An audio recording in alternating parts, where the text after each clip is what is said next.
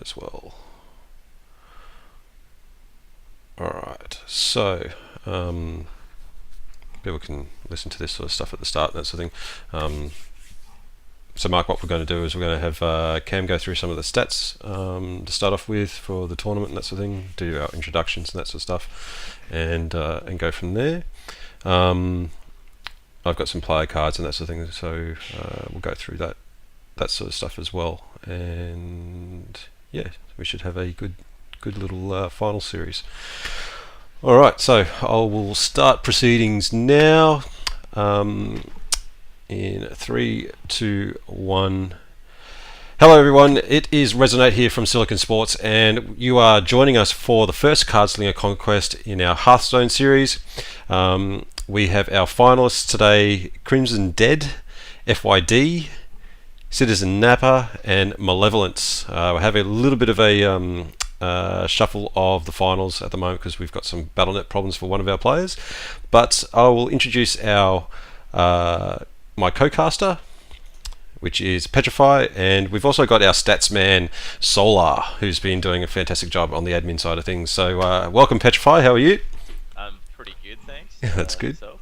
Yeah, not too bad. I'm pretty excited for today's finals, and we should have some good games. We've got some really interesting stats that we've pulled from the tournament so far. What we're going to do today is we're going to go with semi-final 2, which is Crimson Dead and FYD playing off against each other first. Unfortunately for Malevolence, he is having some BattleNet issues over in New Zealand where he cannot actually connect to BattleNet, and it seems to be a problem for people on the Southern Island there as well.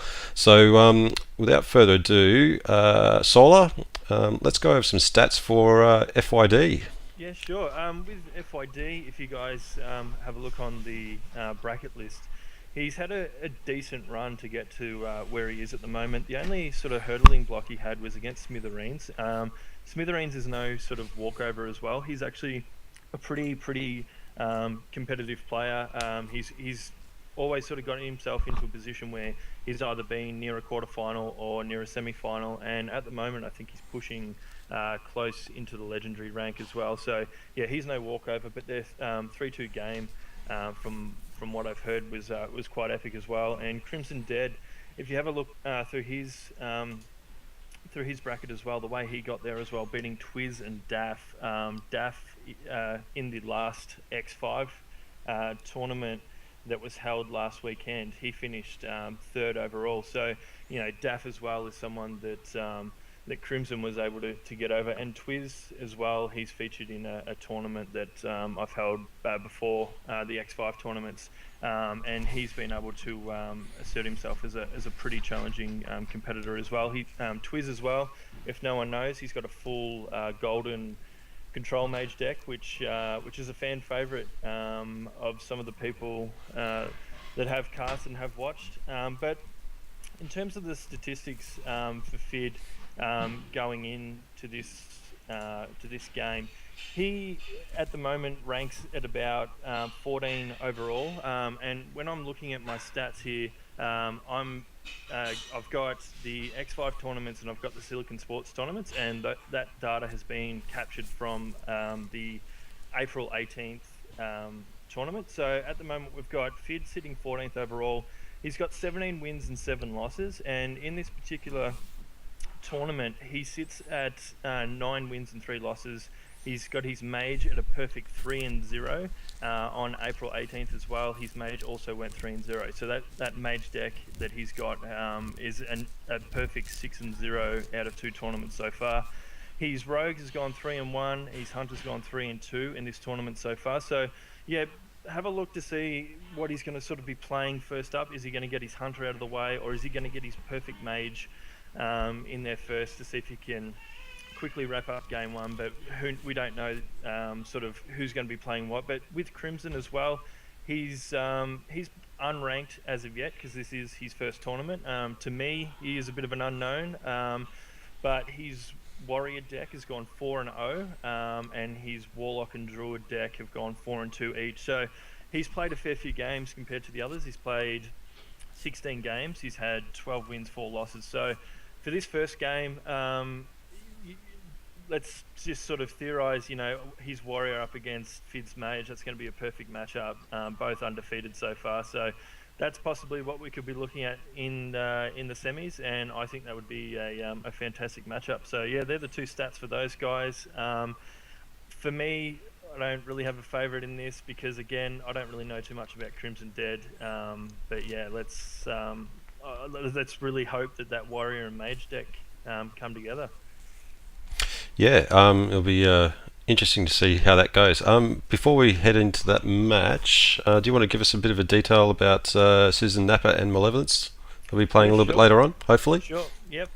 Citizen Napa, he won last weekend. I have got an interview with him. I got to sit down and ask him a few questions, and interviews coming out about that. So soon as well, we'll be able to find out a little bit more about him because, again, for me, he was a bit of an unknown. But to get to where he is today, he had a pretty hard-fought first round victory over Kratos Blood. It went 5 sets, and the rest of the games from there on in for him have been both 3-1. So fairly easy way to the. I wouldn't say easy, but a fairly straightforward way. He's gotten himself into the semi-finals. Malevolence, he fought Sides in the quarterfinals. Sides is a player as well that he always seems to get himself into the quarterfinal and semi-final matchup. So for Malevolence, again, for me, Malevolence is an unknown as well. Don't know too much about him, but for him to come over Sides, I think it's fantastic as well to get into the semi-finals. In terms of statistics, as I was saying before, Malevolence, I don't know too much about, but for this particular tournament, he's gone 9-3. His Paladin is a perfect 2-0. His Druid's 2-2, so a 50% win rate, and his Hunter is 2-1. But for Citizen Napa, he's played 9 games and 4 losses. Sorry, his Warlock's gone 3-2, Paladin 3-1, and Rogue 3-1. So I'd probably say that Malevolence at the moment, his weakest deck is going to be his Druid, and Citizen Napa's weakest deck is going to be his Warlock. So for those two guys, depending on who gets on top, are they going to shut out the game with either their weakest decks? It'll be the first person, obviously, to be able to shut out with their weaker decks to get the victory, get the W. For Citizen Napa, he's actually ranked number 1 overall in the country and in New Zealand, so in the Oceanic region at the moment, in terms of average tournament results. So obviously him winning last weekend, and the position he's put himself into at the moment, he's still ranked number 1. He's 27 wins, 11 losses with a win-loss ratio of 2.5. He's played 38 games in the last 2 tournaments, so he's got a fair few games under his belt. So yeah, again, it's going to be interesting between the Warlock deck that he's got and with the deck that Malevolence has with his Druid. So again, the first person to shut out the victory with the weaker deck is it's going to move on to the final. Awesome. Well, that is going to set up some tasty games. Hopefully Malevolence can fix up his issues on Battle.net, and we can get into that semi-final, and hopefully we don't have a walkover.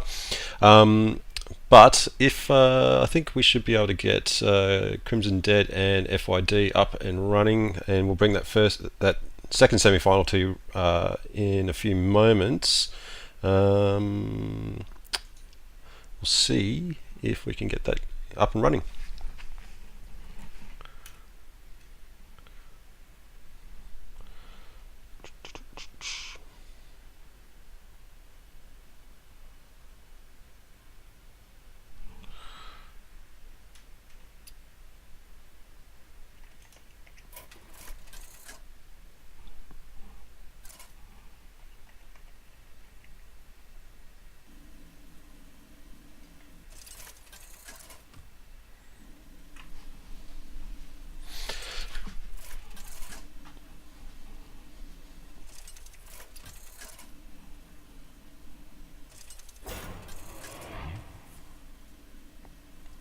I think this is an existing game that's going on at the moment, so yeah.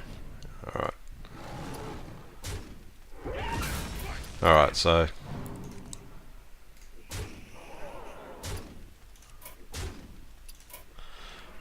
I'm just going to leave that game for the moment. Citizen Napa is in a game. Is it? Yeah. So we'll just wait. Oh no, it's Crimson. Crimson. Sorry. They're both on now. Yeah. Yeah. So Crimson Dead. Was that all right? All the stats that you wanted? Yeah, that's great. Yeah. I think everyone will enjoy that on stream. Can someone get Yeah, fit to accept my ad?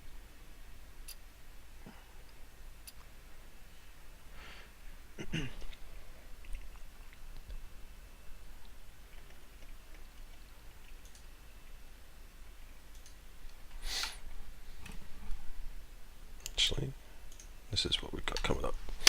Alright, so you don't have to look at my ugly face, you can have a look at the players that are going to be playing very, very shortly.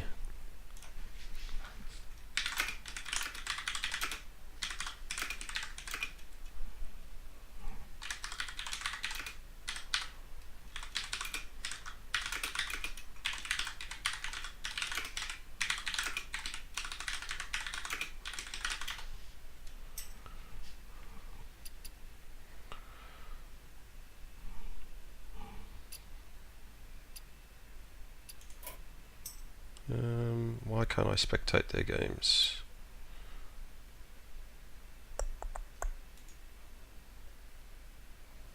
Oh, they're still preparing. Oh yeah, still preparing. Cool.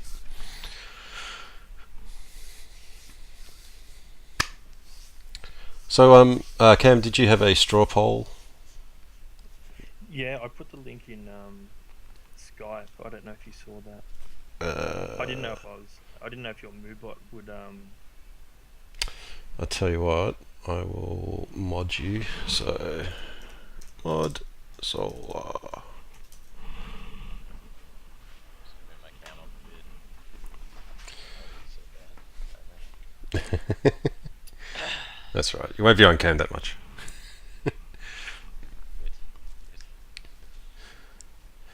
I'm just thinking. Had a pretty good turnout yesterday. 33 players. yeah. FYD playing off against each other first. Yeah, won't be.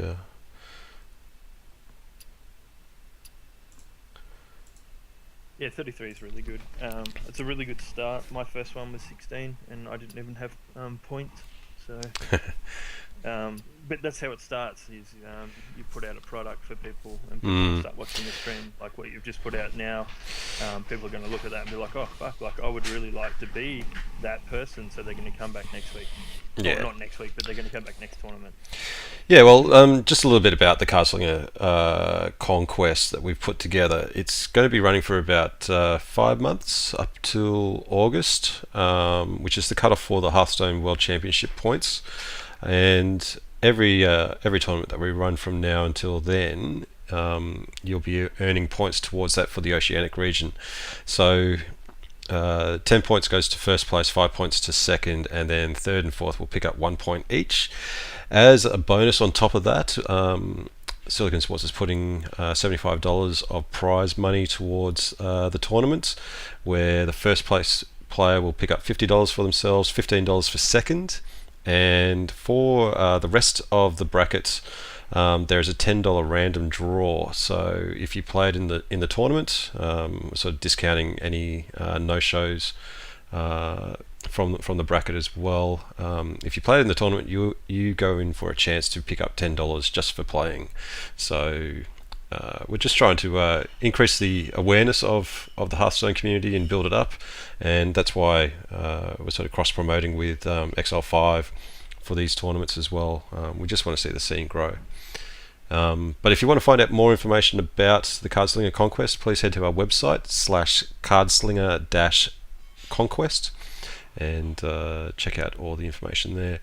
And if you want to sign up for the next Cardslinger Conquest, you can go to battlefy.com/siliconsports and sign up to the second conquest there. Next weekend, Solar, you've got the X5 tournament going on. Do you want to give us some information about that? Yeah, X5 tournament is on next weekend. We've got a fair few early sign-ups. Those links and things like that will be around all the Facebook pages, and I'll be emailing out people that have competed in the Silicon tournament and in the X5 tournaments in the past as well. Just to let everyone know, some people always come to me and say, "Oh, I don't have Facebook," and things like that. So I've got people's emails. I don't try to spam them at all.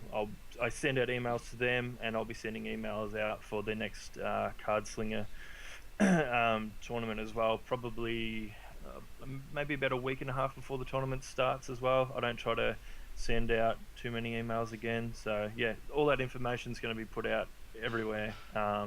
And again, working with Silicon Sports to make sure that we've got a product that we can put to people that is consistent, and so people know what to expect. They're not going to be sort of surprised for when they come to a tournament and the rules have changed maybe to a different tournament. So yeah, if you come along to a Cardslinger or an X5 tournament, for both organisations, it's going to be the same thing. So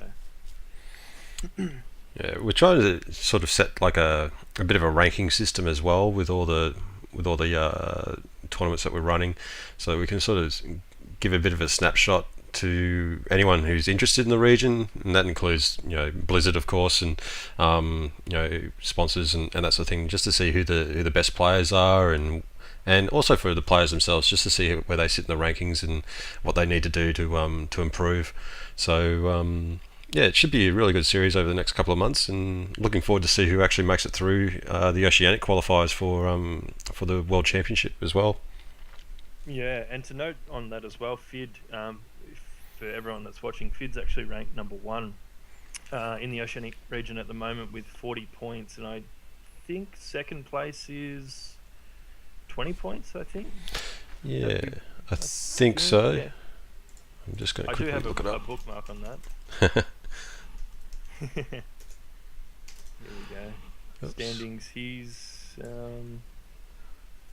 He is in front though, and that's a thing to note. Yeah, and Tom FLR is 20 points, so he's in front by a sizable margin. A win today will boost him up to 50. So he, I know, really wants those points, and these are the tournaments that he will be entering in to get those points. And a thing to note as well, if Citizen Napa is to win today over Malevolence, and FID is to get over Crimson, it's a rematch of last weekend's quarterfinals where Citizen actually defeated FID, and I know that FID is itching to get those points, and obviously to get a win back up over Citizen Napa. So it's actually really looking out to be an exciting final if it goes that way. Cool. Well, these guys are still preparing. Taking a long time. Yeah. So yeah. Yeah, so there's a bit of a gap having a look at the Oceanic standings with FYD 20 points in front, and of course the points have only just been assigned over the first season, I think, for legendary status and that sort of stuff. So there's still a lot of time to actually get into those rankings and get into the regional qualifier. I think they're just about to enter. So all right, cool. I'll leave it over to you two guys to call the action. Good luck on the call, and I'll be back a bit later on, guys. Enjoy. Thank you, sir. Thanks for that. Or FID. I'm not sure what to call him, but still hasn't added me. Okay. I got Crimson dead though. I guess I can just spectate his side. Sure.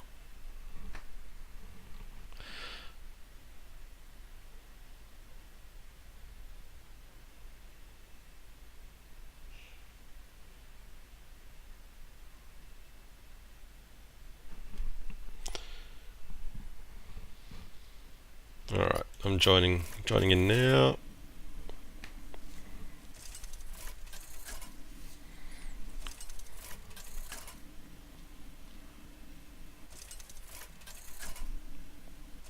I think Hearthstone's telling me to shave.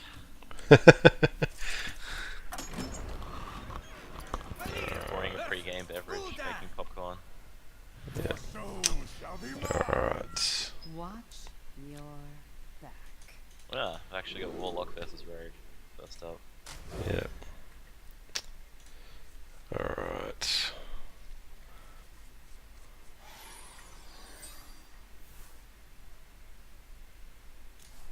Alright. It's looking like handlock. Yeah, so we've got FYD at the top here, and we've got FYD at the bottom, and Crimson Dead at the top playing his Warlock deck. So quick look at his cards there.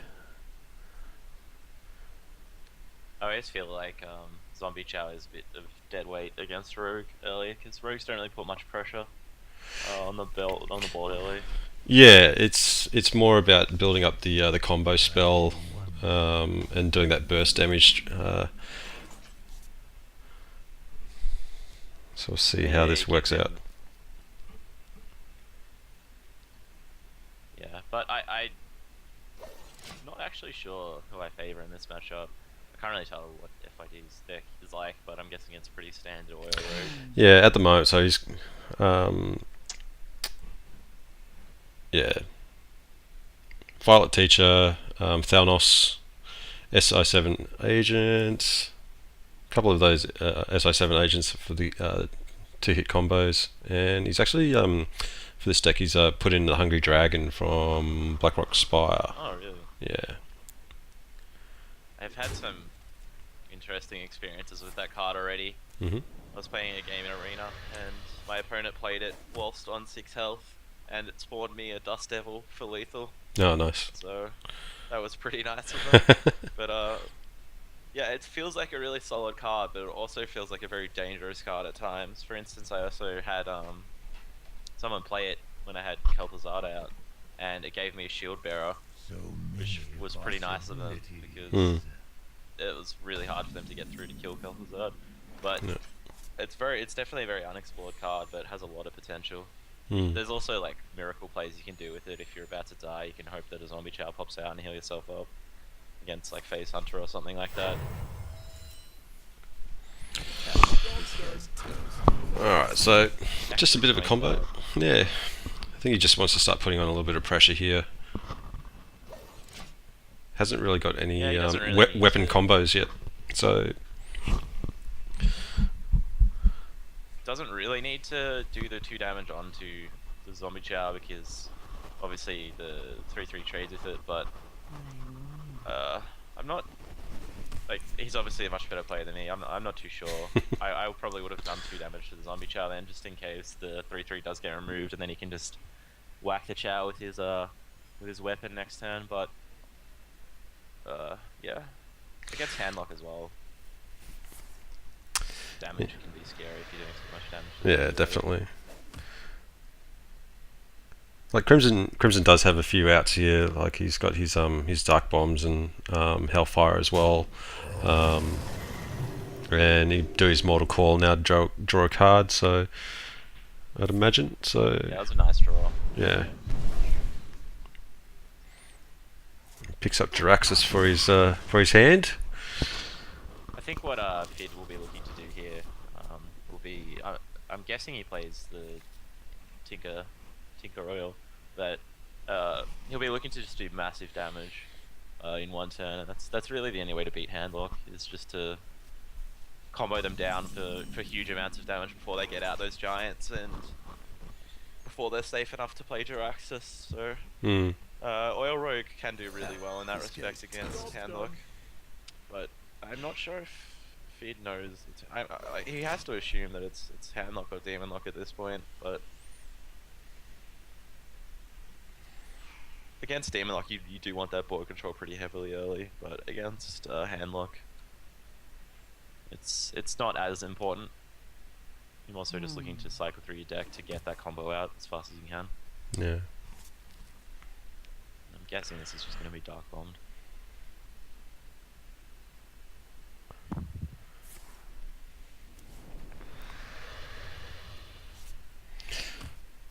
A bit of a frustrating draw for handlock, not getting any giants or Twilight Drakes yet. It's pretty annoying. Yeah, he hasn't really had any any useful mid-range minions or anything like that you can use yet.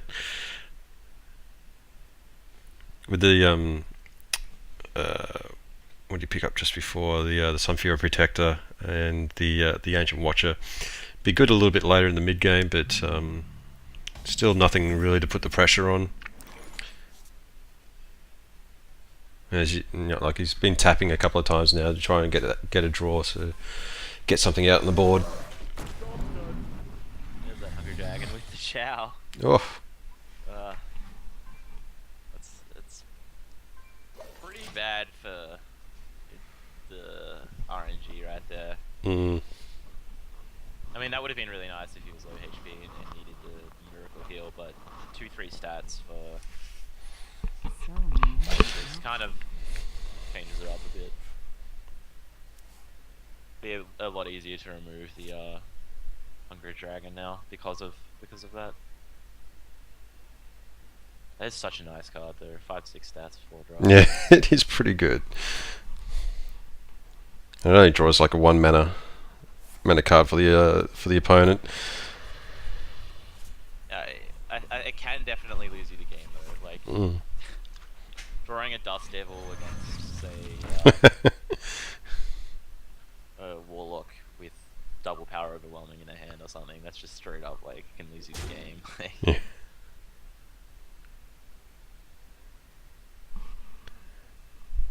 But that's the nature of Hearthstone, I guess. That RNG. Things like Shredders RNGesus. extremely popular, even though they have some potential to backfire. Yeah. So many options.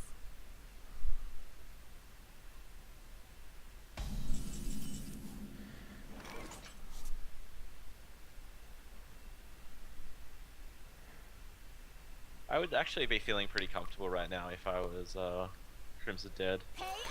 Yeah, he's definitely got a lot of answers. Be the board right now. Yeah, he's got a lot of answers to pretty much anything that FID can put out. But right now he does have to be worried about a weapon up prep Tinker Oil combo.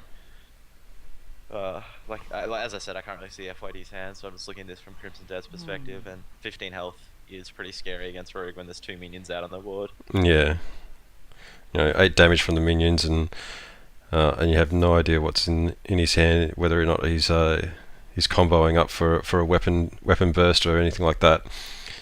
But I think he might have a good little answer here with the Ancient Watcher and Sun Fury.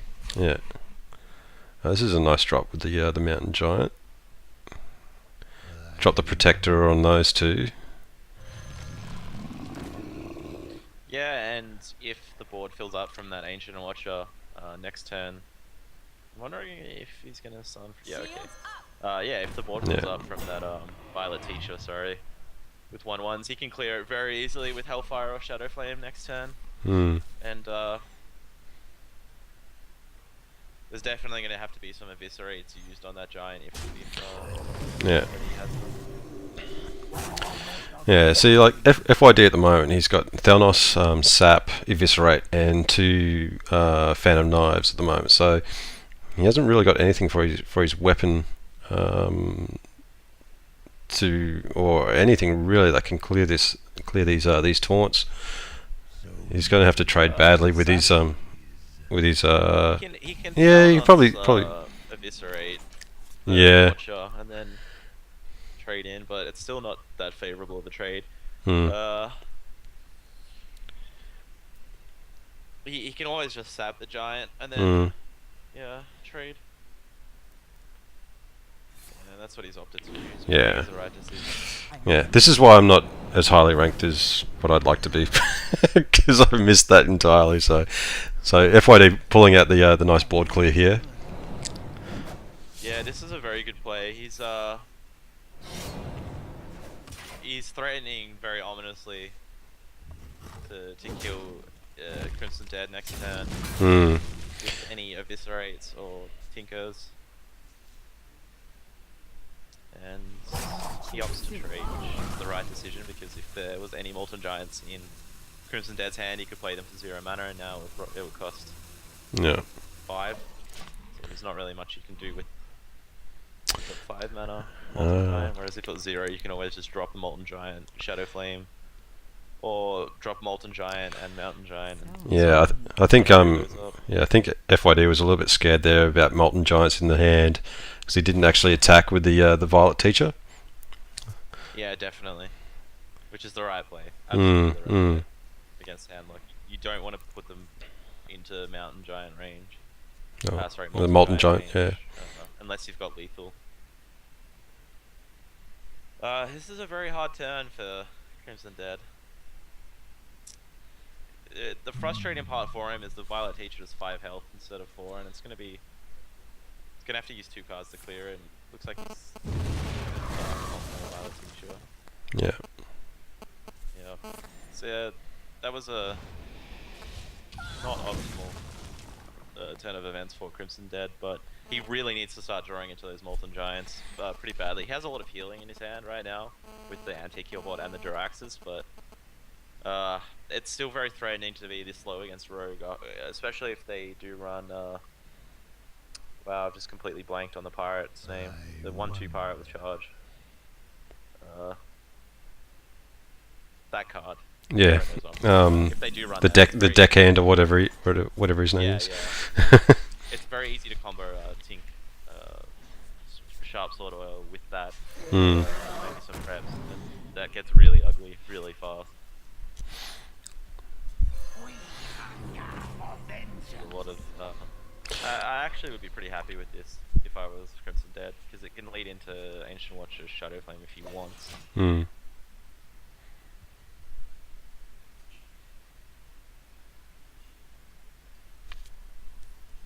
I wonder if Crimson Dead is running any of the new cards in handlock like Thracian.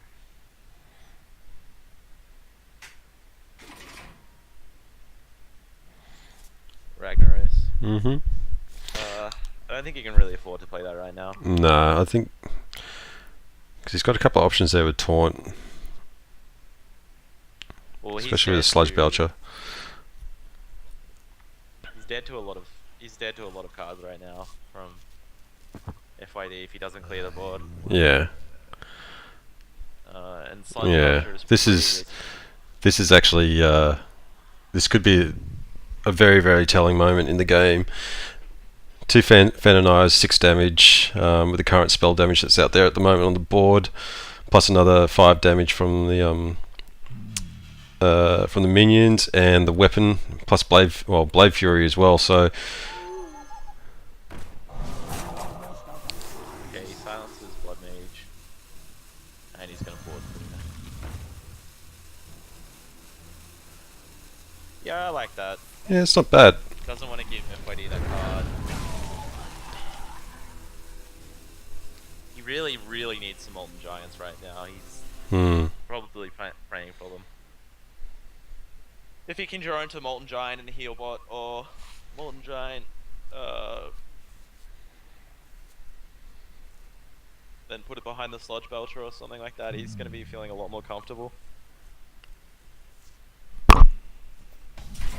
Even Molten Giant Jiraxis, but then he won't be able to play the other Molten Giant after that, but he won't have the mana unless he takes 2 damage this turn to play Molten Giant Jiraxis. So just clear the Hour with Phantom Knives just to cycle through his deck a bit further.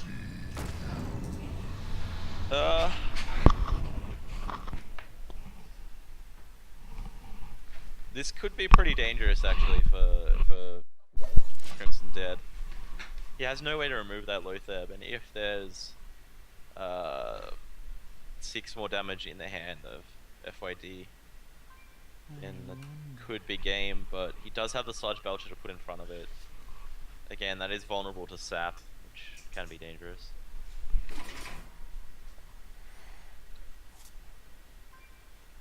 Okay.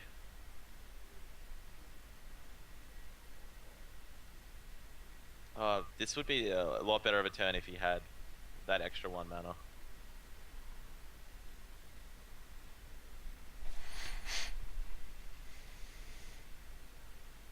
Does he play Rag and just hope that it hits Luther? Just pray to that's those, what he's thinking. pray to RNGs.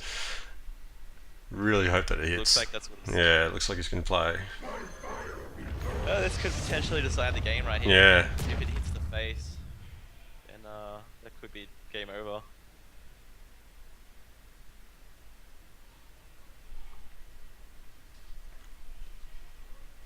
He's got a pretty massive amount of lag when he hit end turn, and I haven't seen what Rag's hit. He hasn't hit anything yet. I've got. Oh, that's weird. Looks like he hit end turn, but it didn't do anything. There we go. There we go.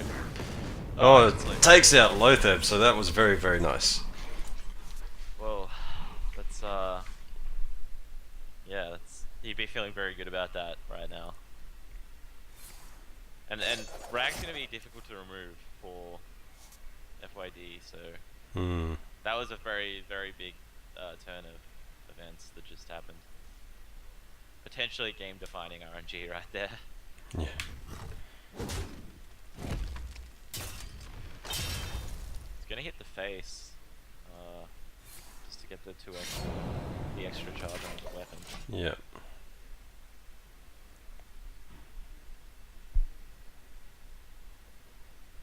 And I would be feeling very comfortable if I'm Crimson Dead right now.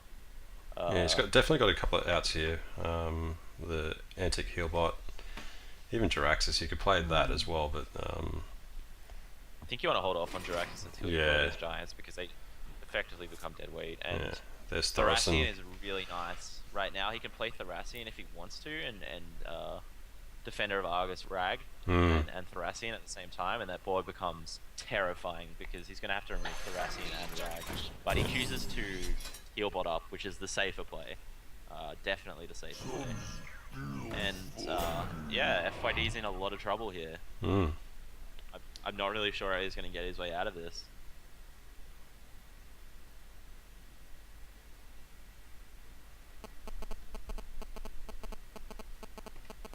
Seems Rag is slowing down the game.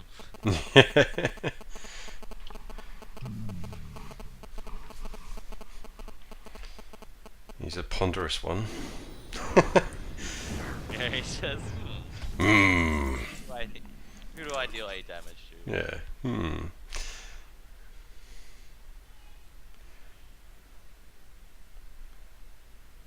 Yeah, this is a really difficult border here to clear.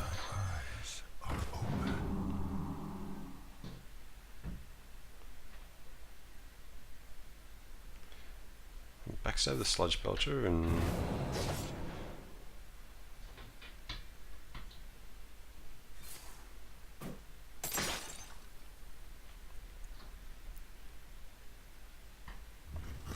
It always feels good when you kind of use the Tink Oil Yeah. to clear the board rather than hit your face. Hmm. And that was a nice board clear. Or Yeah. almost clear. He still has to worry about Rag hitting the 6-3 next turn, but Hmm.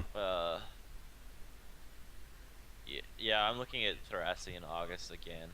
Oh, potentially Sylvanas Argus, but Sylvanas isn't really going to do much right now. No. And he can just clear the options. Thracian with the 6. Oh, okay, that was a nice draw.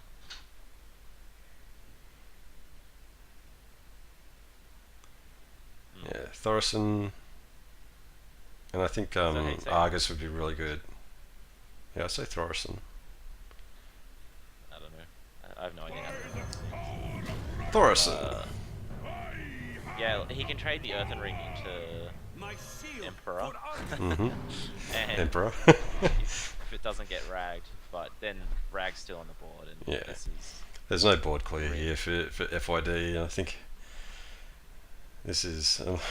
I'm not even like unless he gets like Vanish or something like that. If he's playing Vanish in his he deck, wouldn't and be much of a no. only that where he plays Vanish. And yeah, Oof. hits face. That's not even a bad result, to be honest, because now he has to clear the Rag, otherwise he's going to lose potentially to the RNG. Well Yeah, it's played. game over. Yeah, I think FYD's calling it here. I get it. Yeah. There's the first game.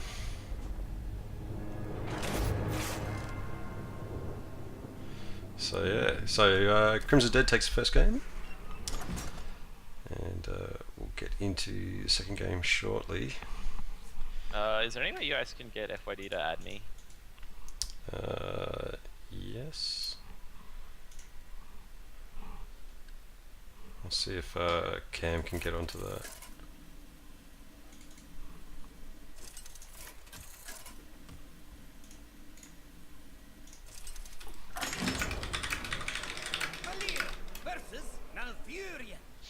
Ooh, Druid versus Rogue. Okay, this is a Watch your back. matchup that I feel favors Druid. Sorry, Rogue. He's actually running Sunwalker in his Druid deck, which is pretty cool. Not a very common card these days. And we do have Innovate, Shade of Nax, Whoops. if he wishes. Yep. And that's such a good feeling, getting that out, because it puts the Shade of Nax above any potential Blade Flurry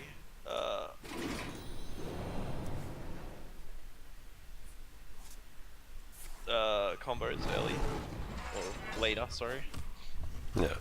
And if he wants to Deadly Poison Blade Flurry on turn 2, he can, but that's 2 cards for 1.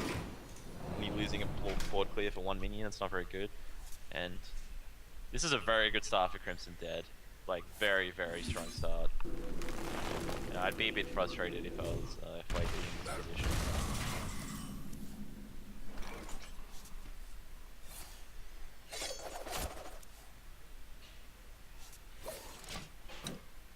I'm going to drop that Deadly Poison and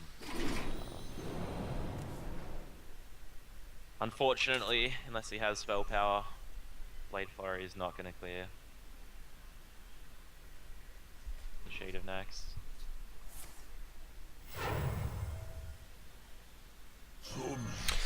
Yeah, I'm not even sure if you can actually sap that while it's stealth.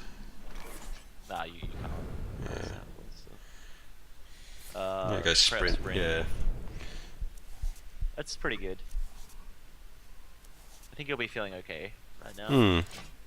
Draws into backstab to take out the Belcher. Yeah, this. I'm not sure if Crimson is running the combo. If he is running the combo, he'll be feeling very comfortable right now, and that's Lothar.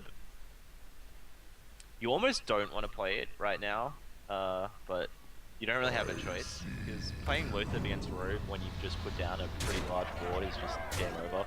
But it does allow him to start using the Shade of Nax to hit face.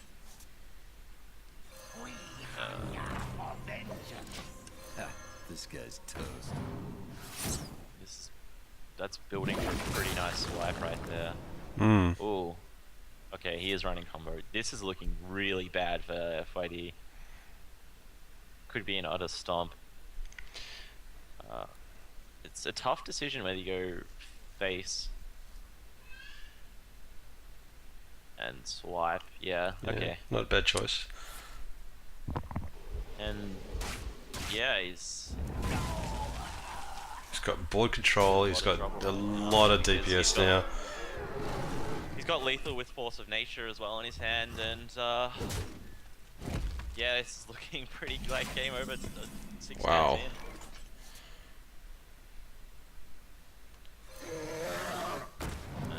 He's Well played. Yeah. for the Drake, but yeah, he knows that's. Even if he clears this board, it's over. Yeah. Wow, that was a complete stomp. Hmm. It shows the power of Innovate Shade of Nax right there. And that Lothar roll is so good, so well timed. That was a pretty big stomp right there. Yeah, it's huge. So, Crimson Dead goes up 2 games to 0.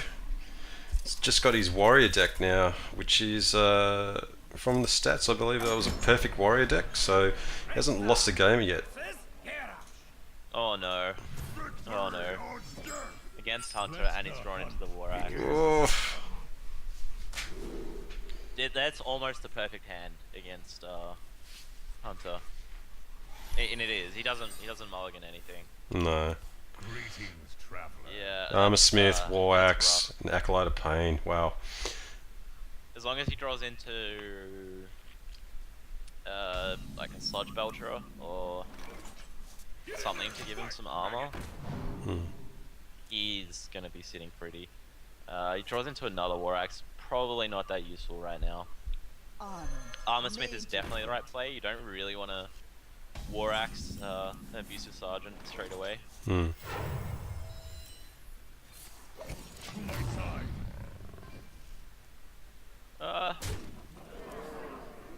That makes things a bit more difficult. Yeah, it's tough. You need to go War Axe on this.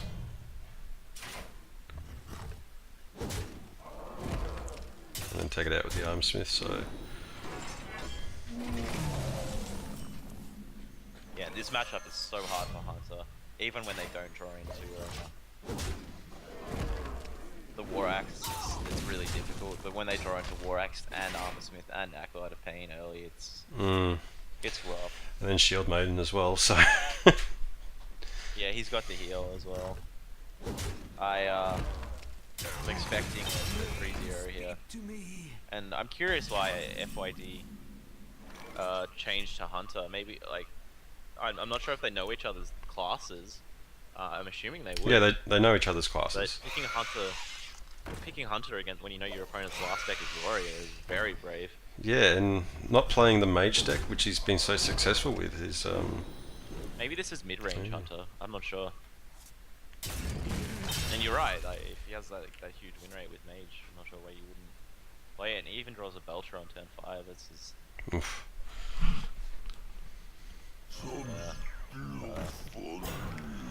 I'm hoping right now for FID's sake this is the mid-range Hunter deck and not Face Hunter, but I can't really tell because I can't see his cards. Okay, it's Face Hunter. Yeah, he's in dire straits right now. But if any class can like, upset and win bad circumstances, it's Face Hunter. Yeah. And this is I'm interested to see what he does this turn if he drops Shield Maiden straight away or goes to clear the board a bit. I can take the hit. He does go for Shield Maiden. And this is so frustrating. Yeah, this is tough.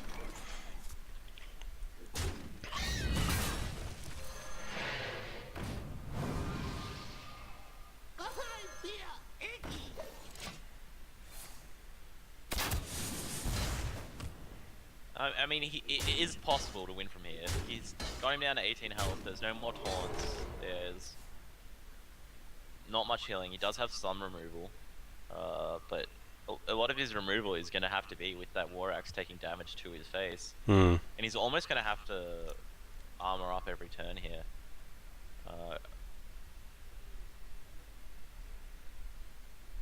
Is he going to War Axe down the Arcane Golem? I'd imagine, no? Yeah. Okay.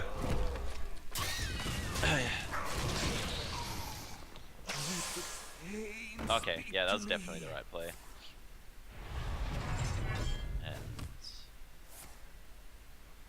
And Shield Slam, so... Nice play. Nice board clear, really.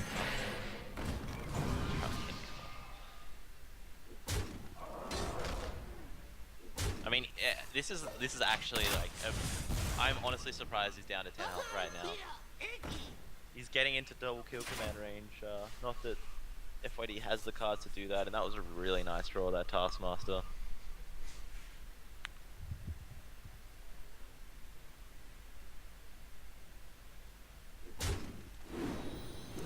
Oh, and he drew into another. Wow. Wow.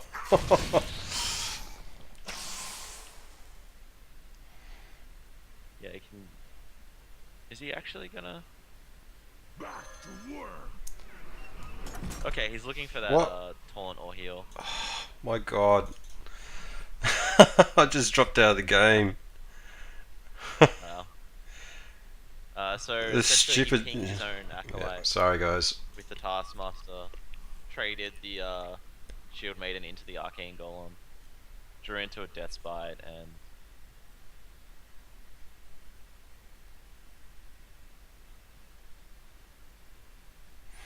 Just rejoining the game, guys. Sorry about that. he actually just did an interesting play there.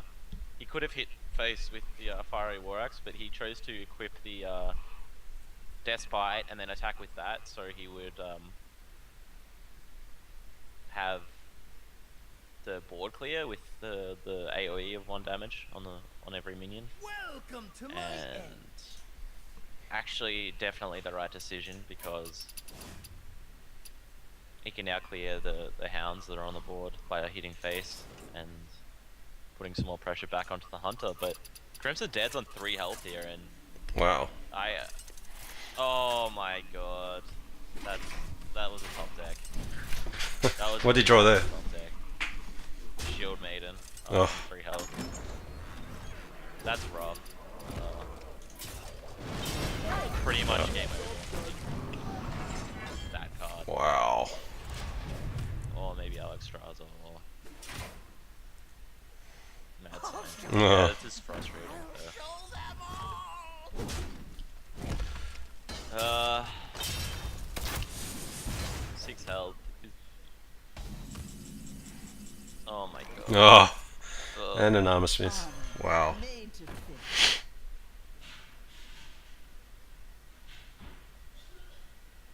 The only outs I'm seeing right now for FYD is like a quick shot. Hmm. I have no time for games. Yeah, that's Okay. That's it. probably not a good choice there. We should have gone for No, face, that was really. No, that was Yeah. decision, I think. To pop the explosive trap, just gave him that much armor. Yeah. Yeah. Man, this is still really close. Power of Face Hunter. If he draws, Oh, Despite. if he draws like Quick Shot, I'm not sure if he's running Quick Shot, but if he draws Quick Shot into something else, then Job done. Wow. this could be down to the wire. Quick Shot. I don't know. What did you draw into?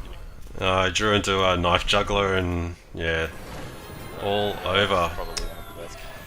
So yeah, a 3-0. 3-0 for Crimson Dead, and takes out FYD, who will be heading off into the bronze match. And yeah, so that was interesting. Our next game is actually going to be Malevolence and Citizen Napa. And Malevolence actually gone off to a internet cafe, so he can connect up and play his game, which is fantastic. So we'll try and get that game up and running for you. And yeah. Alright, so yeah, sorry about the disconnect there, guys. The stupid timeout on Hearthstone, because I was just so engrossed in the action that was going on. Missed out on actually moving my mouse in the actual game screen and that sort of thing to stop the disconnect. So sorry about missing that little bit of action, but we did get to see the end there. And yeah, great 3-0 there by Crimson Dead to move into the grand final.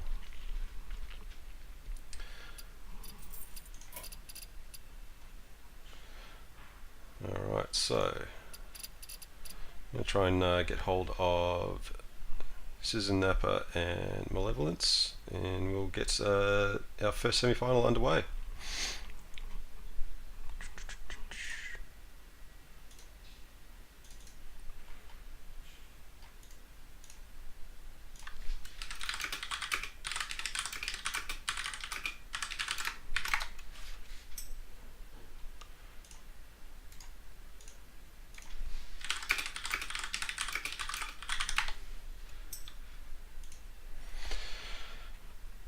Alright, so Malevolence is just warming up in play mode at the moment. Citizen Napa is ready to go shortly.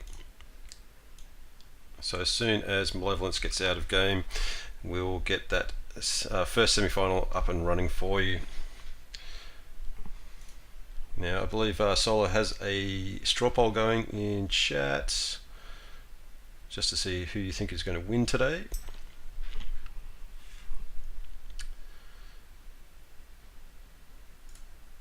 I'm putting my vote in.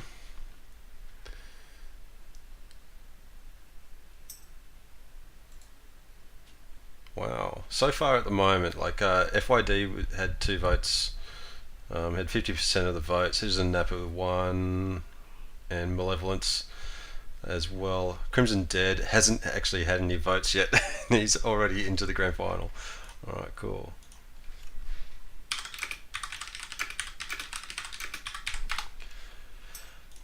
Alright, so just organising the game between the two guys.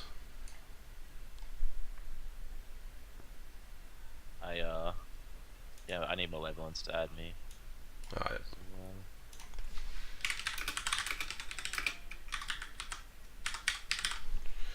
What's your tag? 1214. I sent him a request. Yeah.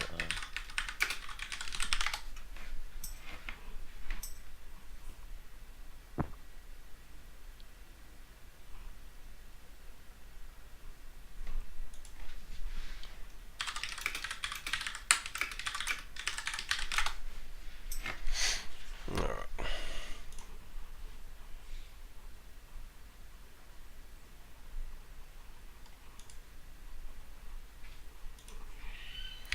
Cool. So Malevolence is ranked number 2 in New Zealand for our tournament so far.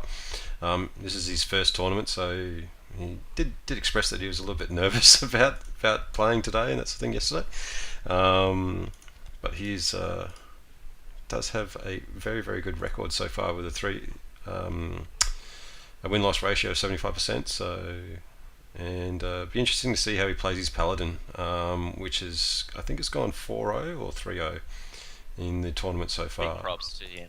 Big props to him for going to the Internet Cafe as well. Yeah, massive. Showing a lot of commitment. Yeah, and that's the sort of stuff that we'd like to see, is like, you know, people really putting in an effort and that sort of thing in the scene. And he could have just easily turned around and said, "Yeah, nothing I can do," and just give the walkover. But he's gone that extra mile, and hopefully it all works out for him.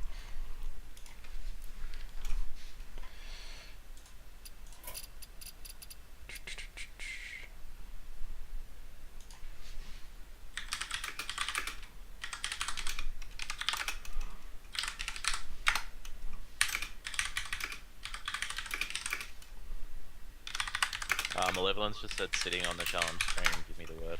Yep. Yeah, just go. Because we can't actually join them until they actually start their battle.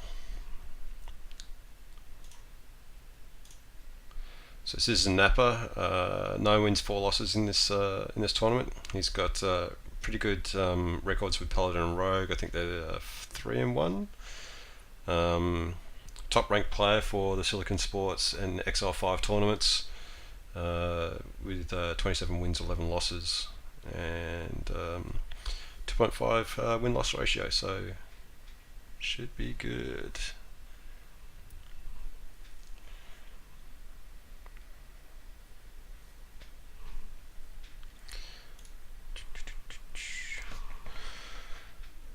So the stream is a little bit delayed, just so there's no stream cheating or anything like that, and I'm going to get into game. Oops, need to go Malevolence first.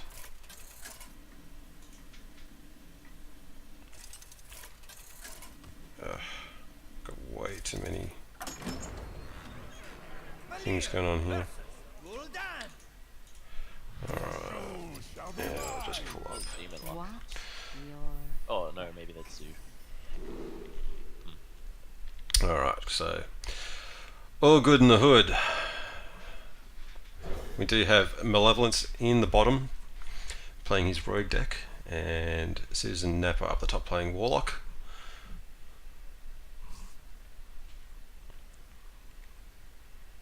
I feel like rogues have a tough time against Zoo. Unless they draw into Blade Flurries or Fan of Knives early. This could be a demon lock here from Citizen. I'm feeling like it's Zoo from the looks of it. Every card is, it's Zoo. The new iteration of Zoo probably. Oh, okay, yeah. Yeah. This deck is so strong on ladder. It's just good against everything really. Mm-hmm. No bad matchups.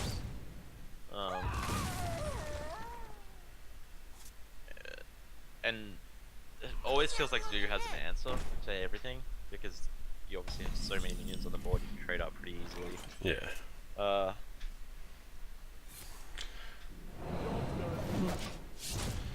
Interesting, both Eviscerates down already. I'm guessing he was gonna coin the Void Crawler. Yeah. Void Caller. Void Caller. Yeah, he's pretty safe with that. Now that both Eviscerates are out. Pay attention, class. Yeah. And Malevolence is actually a very fast player, which is interesting from the looks of it. This is a pretty bad hand for Citizen Napper, to be honest. Having 4 spells in your hand as Zoo is very frustrating. Because really you're only playing... you might actually only be playing 4 spells. I can't actually think of anything other than Implosion and Power Overwhelming. Yeah, I feel like they only play 4 spells. So many options. And drawing into all 4 of those is devastatingly bad because you want to fill the board up with minions early, cheap minions.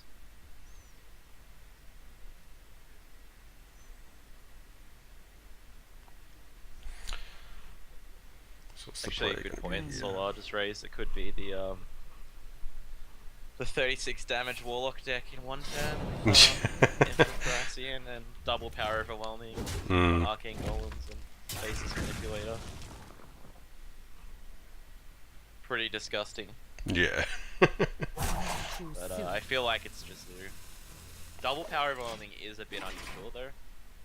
You normally only play 1.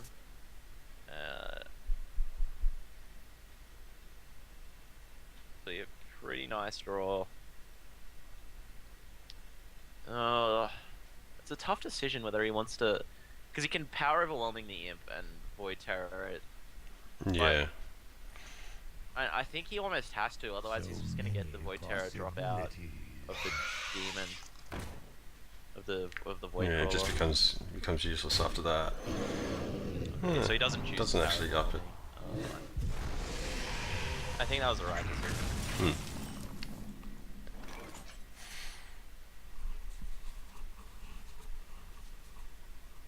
But as you can see, those 3 spells are just sort of sitting there, and really you'd like to have 4 or 5 minions on the board right now as Zoo on turn 5.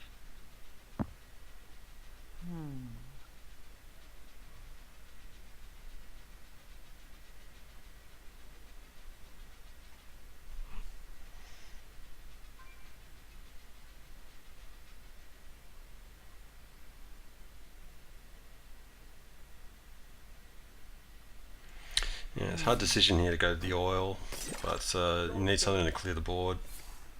It's bad. It's frustrating that he only had 1 charge on that weapon, otherwise he could have whacked the spider and then cleared the board. But I would be feeling fairly comfortable right now if I was a rogue in this situation. Yeah. Having both of the SI7s in your hand as well as a way to set them off. Yeah.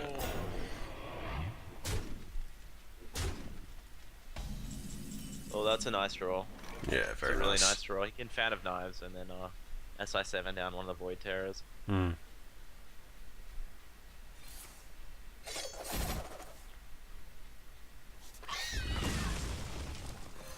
Yeah, pretty handy there. And that's definitely gonna get implosion. Implosion? Yeah, absolutely. Especially after Fan of Knives was just played. Yeah. A lot of versions only on one Fan of Knives. And there's been a Void Flurry, but it's hard to clear those names. Gets them through. It's handy. I think he's just gonna heal up and then Heal up and as I said. yeah, agent the taunt. This guy's toast. Yeah, this is not a bad position for Rogue right now. Zoo does run out of steam if you take control of the board. Oh, this could be good. This is a very good draw. Yeah. Power overwhelming both the imps and trade into the 3/3s, and then Void Terror. And that is going to be one scary ass Void Terror. Okay. Okay. Yeah, I like that decision. Probably better decision. Yeah. Give them 1 extra health. 2 more damage on the board. That's a scary ass Void Terror. Yeah. I think he sprints and hopes for sap. Yeah.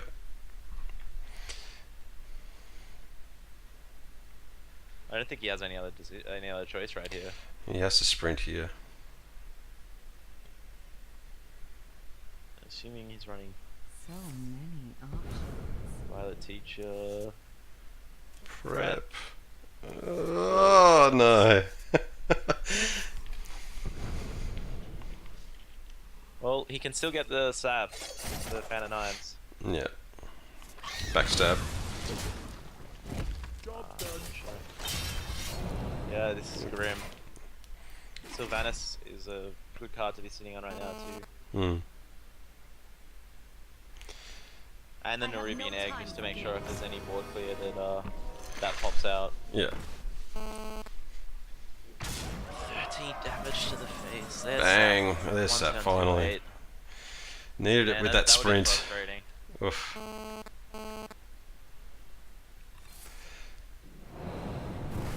That's very See, frustrating.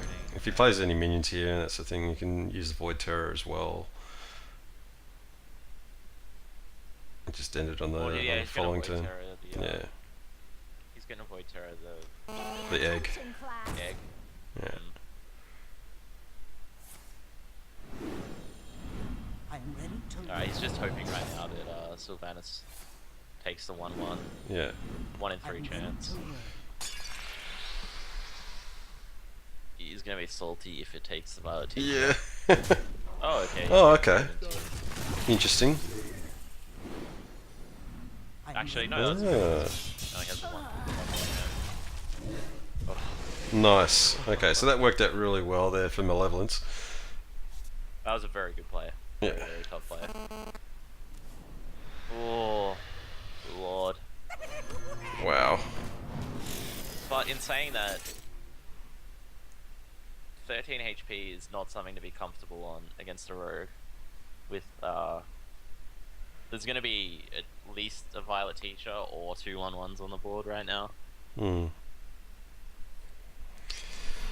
And I don't think he even wants to play the Imp because he's scared of the damage. But you should remember that both Eviscerates have been used and 1 Tinker Oil. So I would probably play the Imp in this position.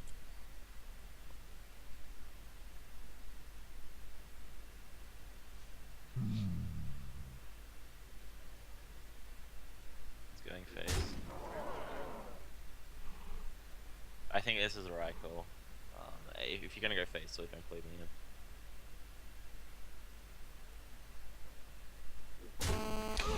So you dropped the Void Terror on. I didn't have enough mana, but anyway, dropping it on one of the bombs and hoping it's going to hit. I haven't seen this card used before. Yeah, the Dark Iron It's a really cool Skulker is really cool. Man. Don't know if that was. Could have actually played the Dark Iron and Nah, because the Dark Iron is Oh. damage minions. Oh yeah. But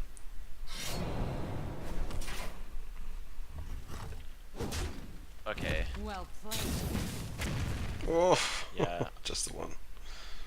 I don't really agree with that play. I think you should have played the Dark Iron Skulker, Hmm. because that way there was more chance of the bombs hitting the minions, and if the bombs hit the minions, you could have healed yourself up above the Yeah. 7 damage that Boom does.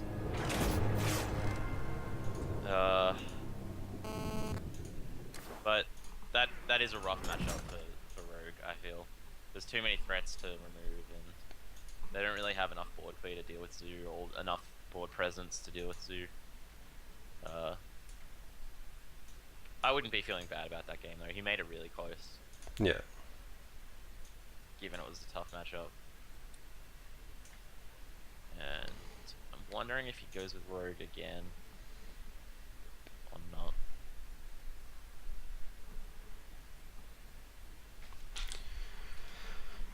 Could have a mirror matchup with Rogue v Rogue. I feel that game could have gone either way. It's just I think that sap came just a little bit too late. Yeah, if he had that sap one turn earlier, it was literally one card away from being different turn of events there.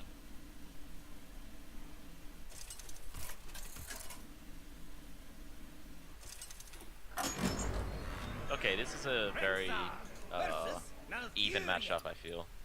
I must protect the wild. Let the hunt begin.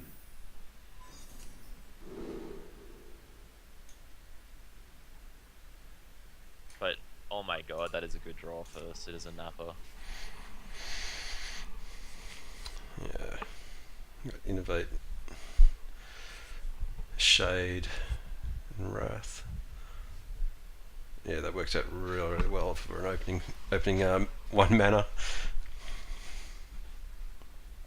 Yeah, yeah, I prefer this hand if you start first. That way you can innovate the Nax straight away Hmm. and get 1 extra. But I feel like innovate Nax is the right move here. Just in general.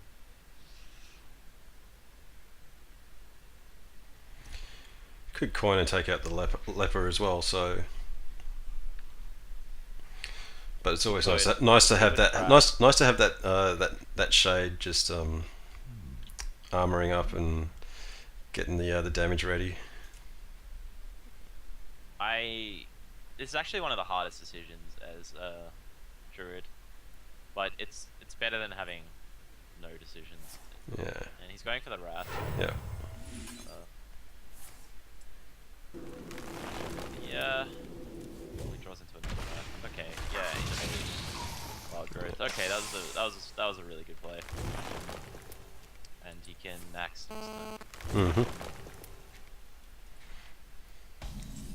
Or Wrath again, but you're not really gonna Wrath to The creeper. No. it's just straight away. So yeah, working out well here for Napa.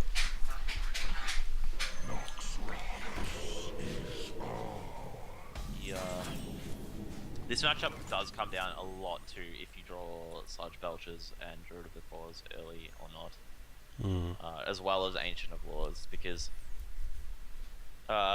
Druid doesn't really have any way to heal until turn 7 with the Ancient of Laws, and it's only 5 health healing, and if the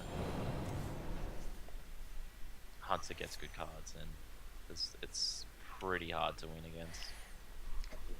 He's gonna rat one of those creepers just to try and find his things, I feel. Keeper of the Grove is actually a really good card against Hunters as well, because it doesn't take out things on range without actually training or taking damage to your face.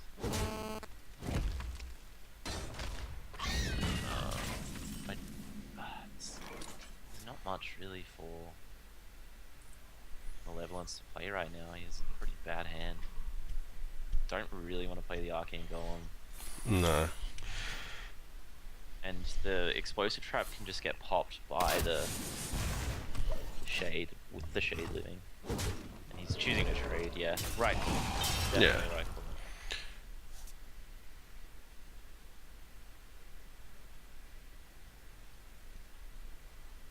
I must safeguard the land. That's really the turn where if he had a Druid of the Claw or a Sludge Belcher, things become extremely ugly for the Hunter, but he didn't.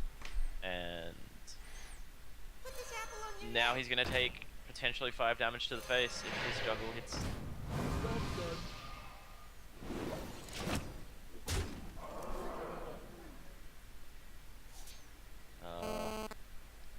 Man, this is not good draws for the Druid. Yeah, it doesn't seem to be working out at the moment. Well, he can play Scenarios next turn. Right, Yeah. so it's definitely the right play. But he's taking so much damage. Another potentially 7 damage if the Worgen hits. And I think he's worried about swipe there, that's why there was that hesitation in playing it, but he's had some unlucky juggles. Really, you just want face, obviously.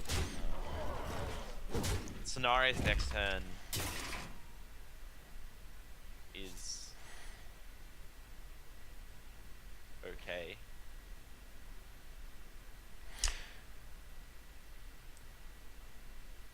You gotta remember though, the explosive trap. Yeah, the explosive trap's still going to take out the taunts.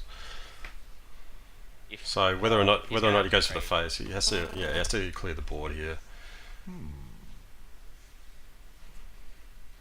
He's definitely not going to attack while those attack face while those taunts are out there. But he can take out the 2/2 trains quite easily, and I like this. He's pointing.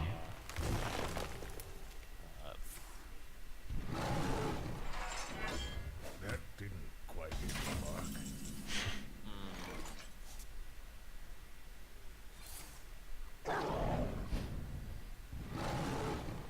I feel it would have been better, perhaps, to have pointed out the hero power, popped the explosive trap earlier, then played the. I'm not sure. Maybe he just wants to stay alive for as long as possible until he gets some sort of heal or taunt. But it's looking grim, and yeah, that's gonna be game. Yeah. Well played.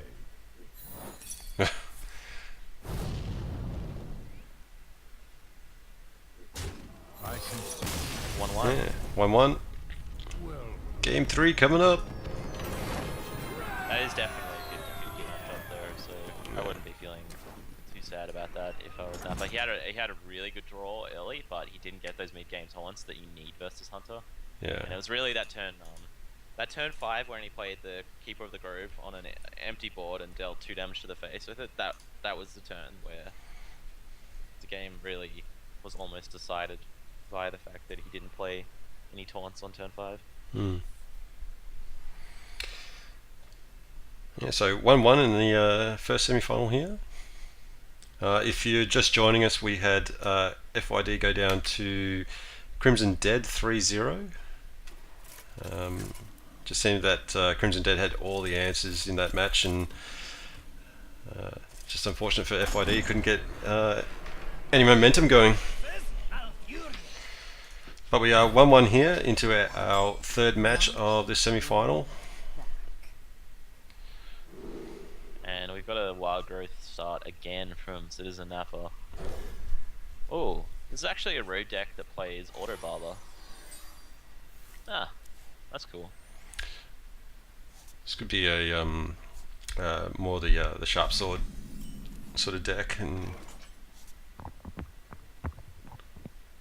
this is a pretty solid start for Citizen Napa with wild growth, because he's going to be able to send out the Keeper of the Grove next turn if he wants to.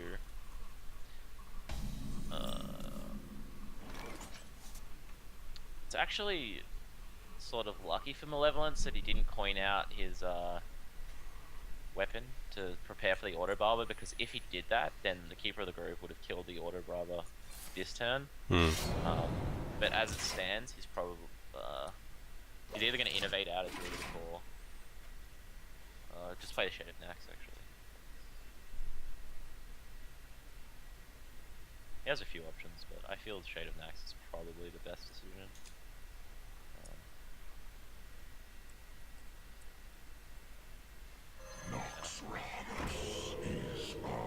Really do want to save. Oh my god.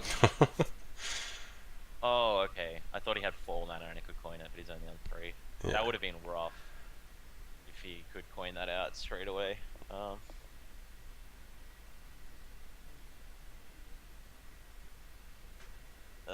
Auto Barber. I think Auto Barber is still the right move here. Yeah. Still don't necessarily have to really go agree. for face, but I think you want to play the Auto Barber when you can actually use the 2 damage off the weapon, because it's not really something someone expects. So I like. Yeah. Good for the Ooh, board you can, clear. You can innovate boom. Innovate boom would be very nice.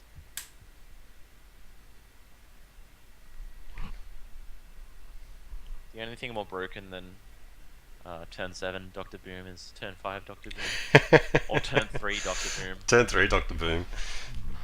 Yeah. So, Or if you're playing Arena, you can do potentially turn 1 Dr. Boom.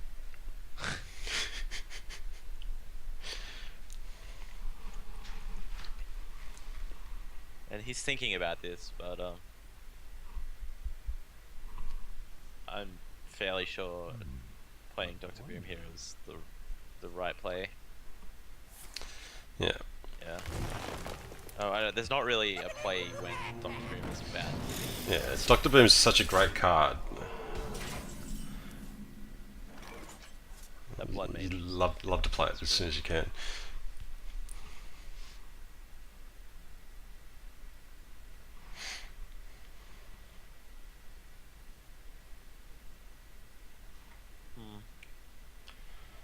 So do you coin and play the Skulker to do 2 damage on everything? And Nah, I don't think so, because it's only going to kill the Boom Bots, and the Boom Bots is just going to kill the Skulker.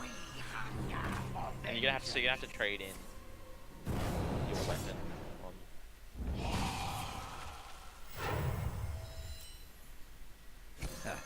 Yeah, this is a much better play.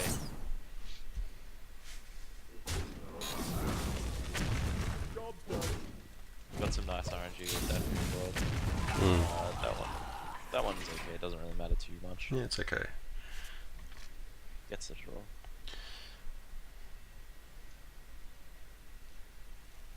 But he can clear Dr. Boom. He's just gonna have to take potentially 14 damage. Take some to the face, yeah.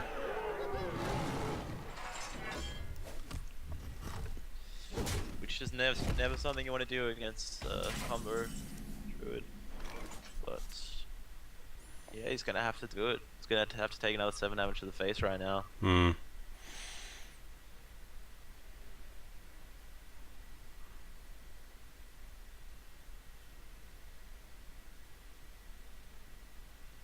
Hopefully he doesn't play Dark Eye and Skulker thinking it's gonna do 2 damage to Doctor. Yeah, he just had a read of it then, and just making sure that it was undamaged.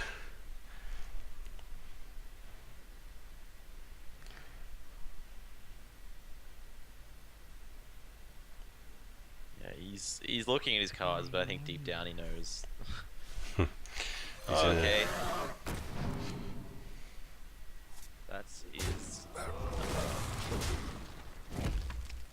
great. Okay.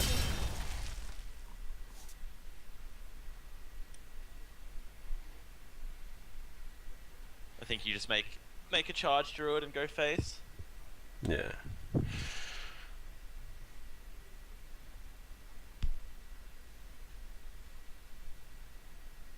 He really needs to draw into Blade Flurry. Oh, actually, he can't even really play Blade Flurry. 15 faster next turn. I still think Mm, I must safeguard the land. Yeah, this is looking pretty much yeah. done. Sap's gonna buy him. Well, it's only going to buy him a turn, really. I won't though. I won't even do that because the druid can charge for 4 damage. Yeah. He can play Dark Iron Skulker to kill the shade, but the boom's still there Mm. and he's dead. I can't see any way for him to live. So you could, yeah, you could take it to the face, but That's game because Druid of the Floor is just gonna kill him. mm. Well played. Where Mid-range Druid is so powerful these days. As we sort of lose to Hunter, and it does lose to Zero as well. Aside from that, it has not really many bad matchups. Handlock, if you don't draw a combo, can be tough. And Yeah. Warrior can be tough if you don't draw a combo as well, but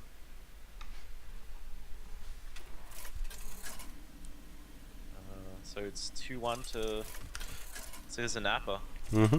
It's gone for the coin flip matchup. It's actually pretty comforting when you're playing a mirror matchup and you've just seen your opponent's deck twice now, or once. Yeah. No, twice. He saw it twice. Seen it twice. Yeah, so he should have a pretty good idea of cards. I don't think he actually still doesn't know that Goblin Auto Barber is in the deck. But this matchup is not something I'm very familiar with. I don't play Rogue too often. But I know that playing Rogue and starting with the coin is definitely a huge advantage, as it leads to some combo potential.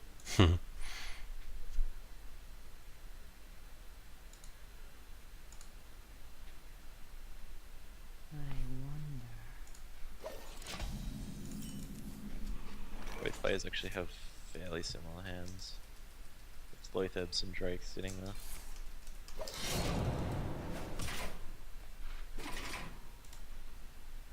And a Sap.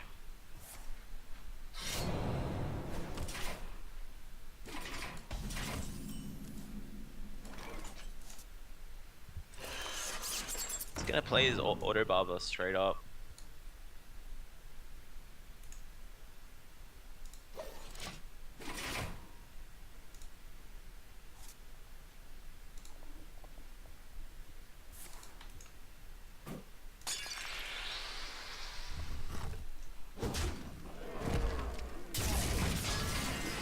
Okay, he's drawn into his Violet Teacher. That's a very good draw. Pay attention, class. I think that it's gonna have to play Lotheb maybe.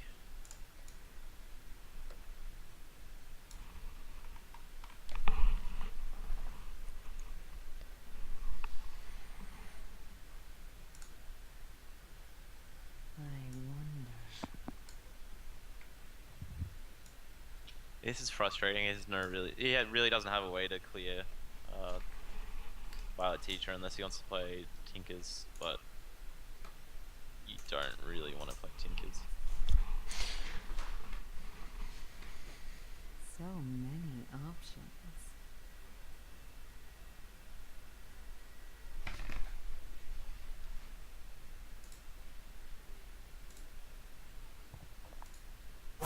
Choose soon. Taking a long time to think about this turn, and it's definitely a hard decision. I'm pretty sure you coin out Lotheb. He's actually coining out a Drake, and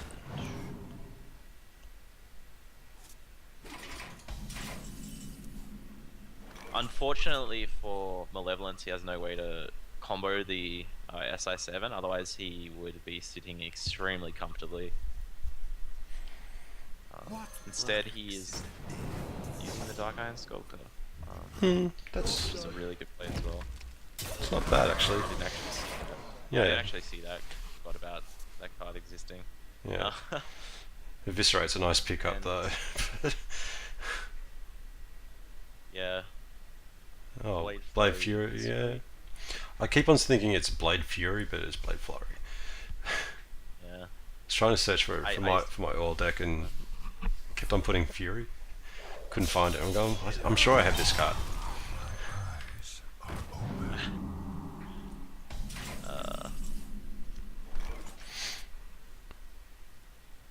Yeah, I think he should have eviscerated it. He does have Phantom Knives to clear any of I'm ready to the 1/1s that pop up, but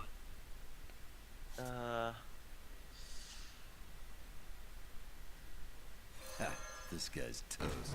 let's take a lot of damage from this. I think he might Blade Flurry, weapon up, and hit the Violet Teacher. Hmm. Just gonna pop his Drake. Can't. Yeah, I don't really agree with playing Drake right now. Yeah, it's difficult. You want to maybe put out Lotheb here, but Oh, the draw yeah. is probably better for him because now he can actually get out that Fan of Knives with preparation. So it's worked out well for him. Yeah, it was. I was, prep, but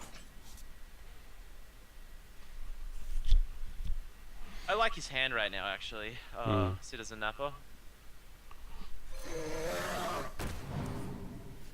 It's just unfortunate he can't get tempo back on the board, really at all.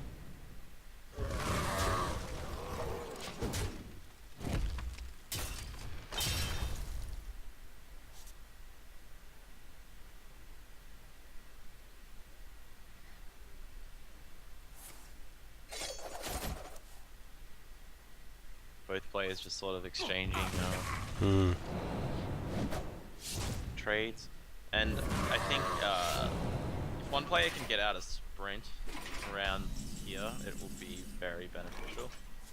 But as it stands, Eyes are open. This guy's toast.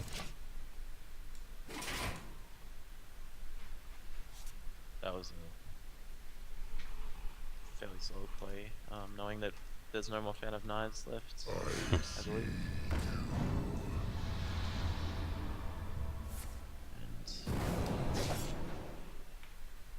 And This guy's toast.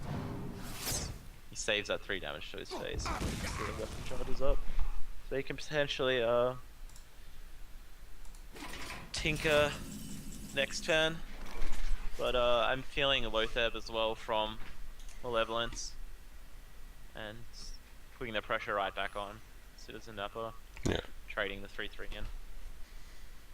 He's actually going to backstab.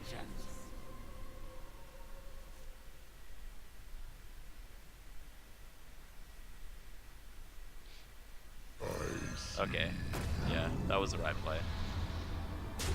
Yep, definitely agree with that play. And he can recharge his weapons, and there should be at least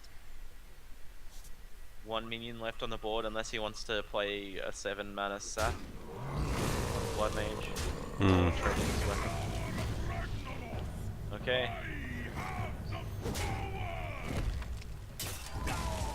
Oh. Probably not the best card to draw there, Sap, but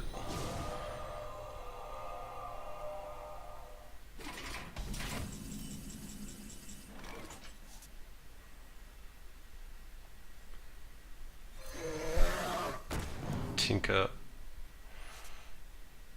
I think both players right now are just like, he's thinking really about hoping Sap. they draw- Wow. Really hoping they draw to sprint. No. Okay. This is gonna get sapped. Hmm.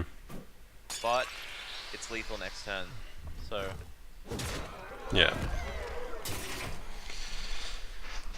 yeah, that's game. Nothing you can do. Yeah, you can Sap, but it's still going to take 6 to the face, and there's nothing you can do about it.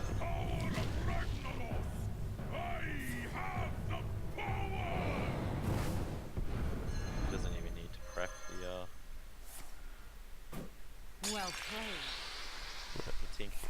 Thracian. Well Yeah, played. it's game. Mhm. So 2-2. Really tight match here. And do you know what class the last deck is? Yeah, so we've got Rogue v Druid coming up next. Oh, okay. So going by the past two series, Rogue has had a very tough time. Gotten stomped both games.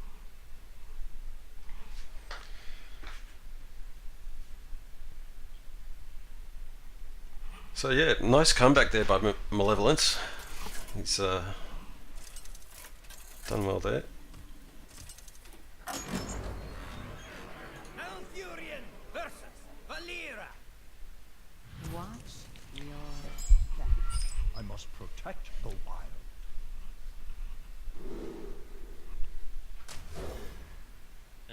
Pretty bad starting hand for both players. Yeah, I'm not too happy with the Druid draw. The double sap and that the is preparation rough. is not very nice at all.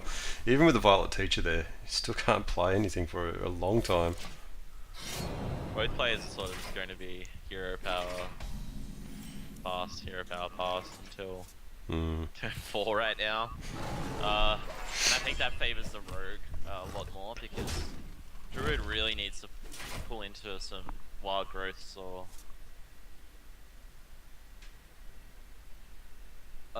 Shade of Nax early against Rogues, otherwise it is hard to get your minions to stick onto the board against Rogues because of the saps and the like. And he plays a Phantom Knives just to cycle through his deck. Man, that is just some bad draws from Malevolence. It just reminds me like last weekend when I played in the X5 tournament. It was like my Druid draws, and that's the thing. It was all high minion cards. It's like Scenarius and Dr. Boom and that sort of thing, and just could not get any Innovate or Wild Growth or anything like that. And That is that happened. You play with playing Camp though. Yeah, 3 games in a row it happened. It's just like I thought persistence was the key in this game, but it's not. I'm gonna have to coin out one of the 5 drops. I'm feeling Druid of the Core potentially. Potentially like Lotheb would be okay because it Plays negates. Lotheb is just gonna get traded with his weapon and the Shredder. Yeah, I think the Druid is the right play. Yeah. But it's going to be so hard for him this game to get board control. He's Pay attention, class. going to have a really tough time. And this is why these type of games is why I've always felt Rogue is favored versus Druid. Oh, is he going to sap? Oh, that's right. I am ready to learn. Wow. I am ready to learn. Yeah, so these type of games is why I've always felt Rogue is favored against Druid. Like the last 2 weeks sort of show how heavily Druid can stomp Rogue if they get the right draws. And he pulls a Innovate, but it's not really doing much right now. I mean, he can... Yeah, there's not a lot of good plays here. If he rats the Shredder, he can hope that like a Doomsayer pops out, and that would be crazy if that happened. That would be. That's not. That's possibly the worst minion that could have popped Yeah, out. exactly. He can't win unless he draws a swipe right now. And he should hit the Violet Teacher. Okay. I was gonna say if he pops the Violet Teacher for 3 damage in the face. Actually, could have just gone fast here. Yeah. Man, this is rough. My eyes are open. It's rough. He really needs a swipe.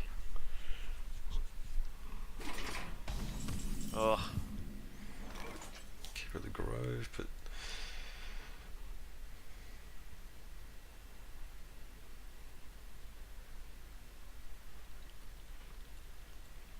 I have no time for games. Oh boy. It's tough. It zaps it anyway. I am ready to learn.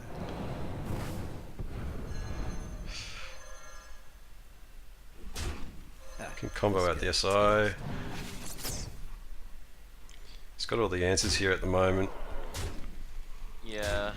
I can't even see any outs, given there's an untap and a patient assassin on the board. It's looking like that's going to be it. And he actually attacks with the patient assassin. Yeah. Man, what terrible draws for Malevolence. It's unfortunate for him. Well played. Yeah, that's game. Well played.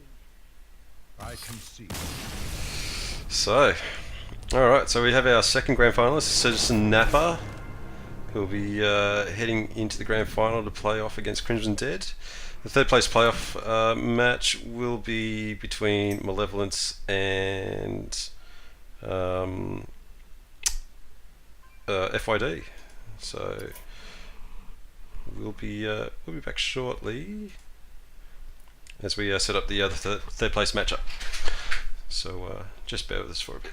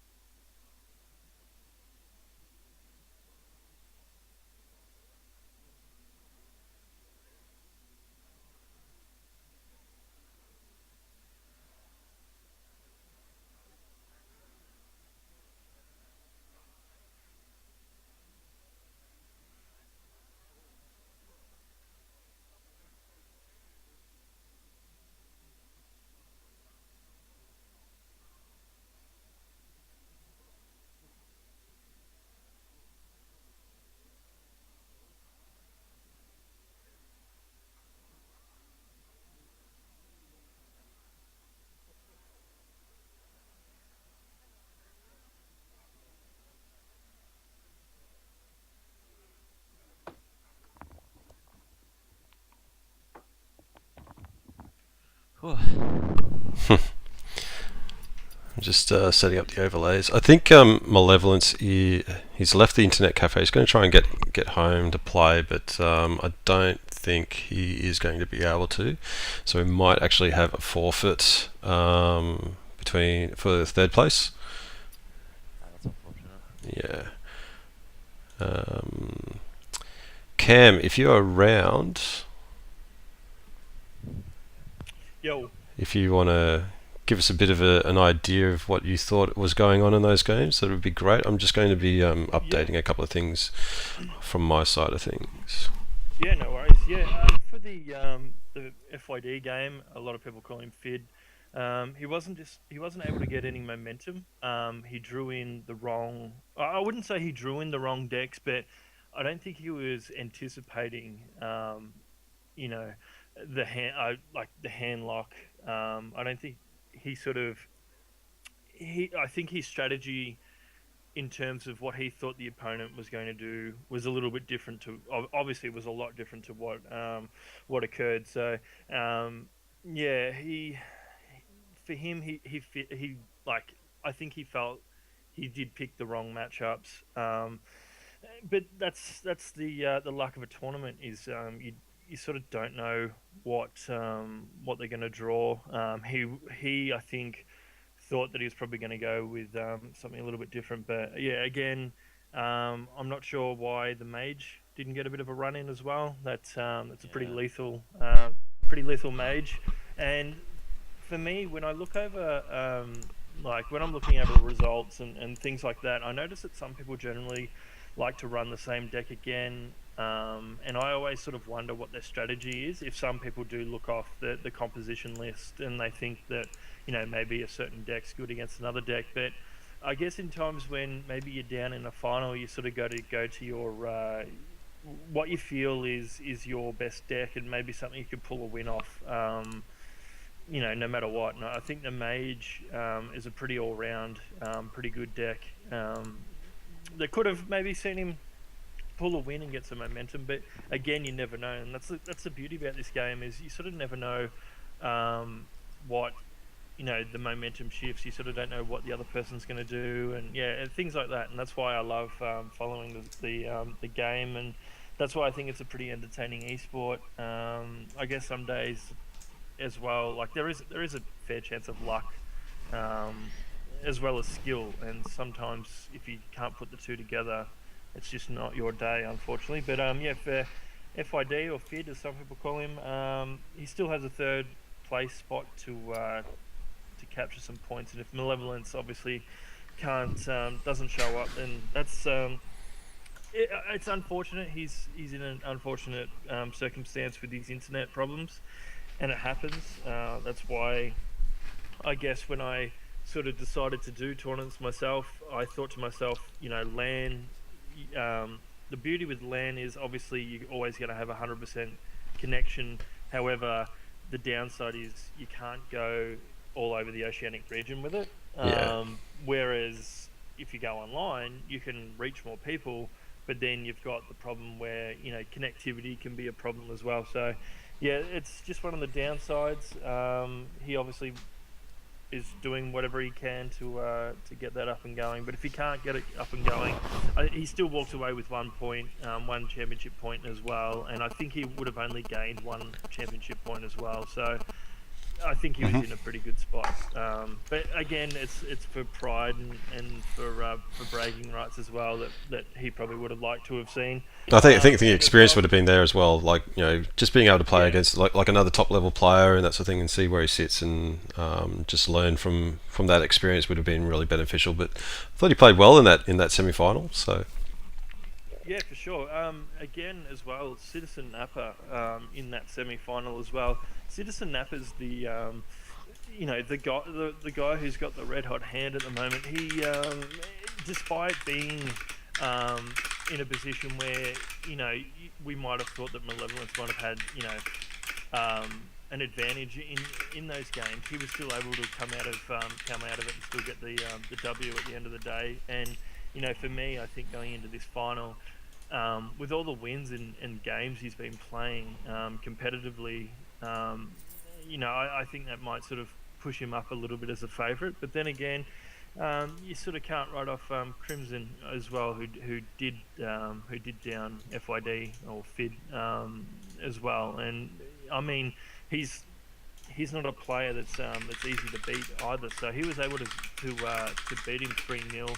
Just because he had the right matchups at the right times, and he had the right draws to see him get, a convincing 3-0 win, especially in the second game where he just trounced. I think it was his Hunter?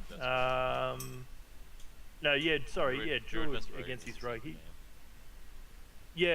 absolutely trounced him. It was like a turn 6 like a win really or something. win, yeah. So,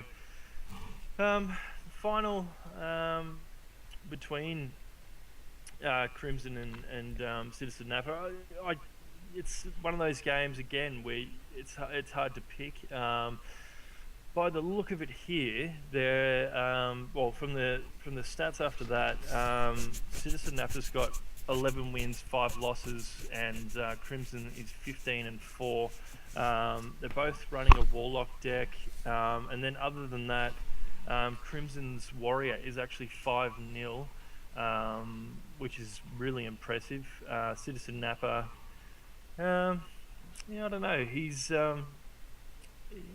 obviously, for me, I still feel he's the favourite. But yeah, to get over that warrior deck, if Citizen Napper can get the first 2 wins, you don't know what could happen. And if Crimson puts in that warrior, well, if he has the same starting hand as last time, then yeah, it could be really, really interesting. Yeah, How do you for feel sure. about the So decision yeah, to pick Hunter over the mage against the warrior? Because he knew it was going to be warrior, and he picked Hunter, which I feel is a pretty bad matchup for Hunter. yeah, I think. You think he should have gone with that mage?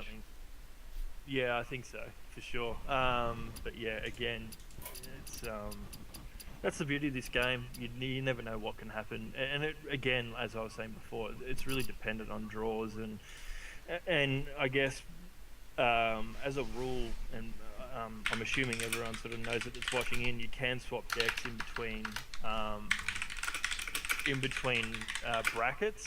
So again, obviously, when that gets updated, you sort of you got to sort of predict what your opponent's going to bring there. So for me, I've got statistics on Citizen Napper with a paladin, and he plays a paladin really well, but there in that game there, he didn't even use his paladin because he's going with warlock, druid, and rogue, I believe. So yeah, I'm a little bit unsure of why he did swap it out. I think maybe he thought that the matchups would be stronger, but when he plays on his paladin, like I just said, he's fantastic with it. So the final, I think maybe if I'm going to have to put a prediction out there, and I hate doing predictions, I want to see a 5-set game each time, but I'm going to throw in a prediction, and it's no offense to anyone. I'm just doing this for a bit of fun, but I think I'm going to tip Citizen Napper 3-1, just purely from watching him, and Crimson. That's no offense. It's just a prediction, bit of fun. So yeah, I'll probably go Citizen Napper 3-1. And if I get that right, I'll be pretty stoked for the day. Be happy. Yeah, I'll be pretty happy. Yeah, I'll be pretty happy.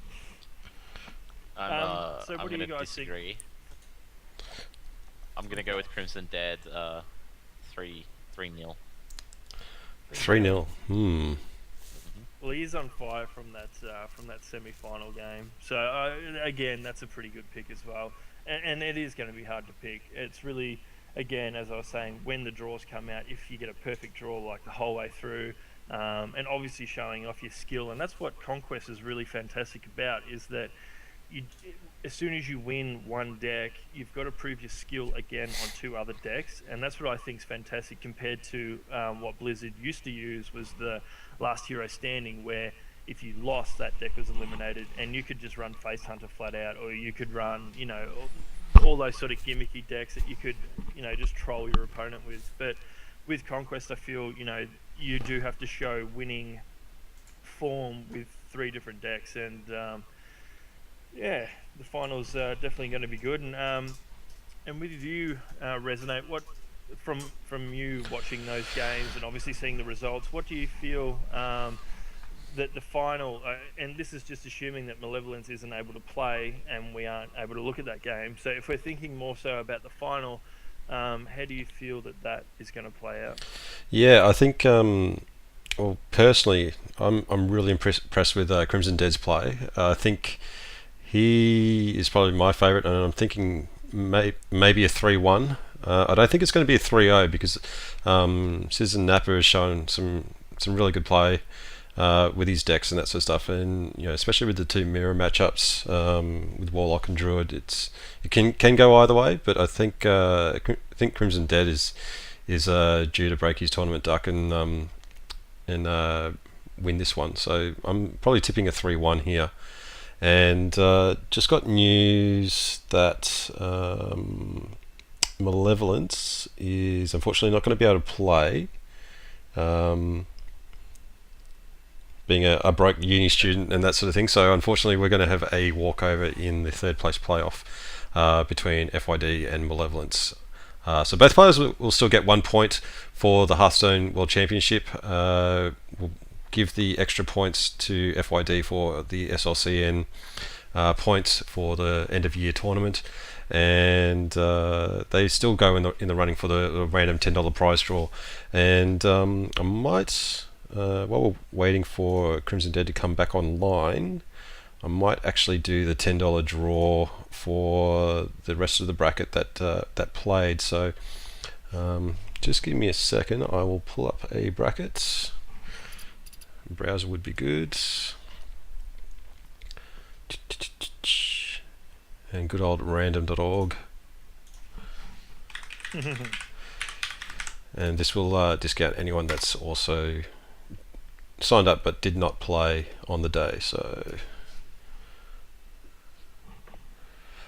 we do have the second Cardslinger Conquest sign-ups ready and waiting for you on battlefy.com/Silicon Sports, so you can jump on there and sign up for the next one. Let's see, do a quick generate here. Alright, so the number is, as soon as I pull up the brackets,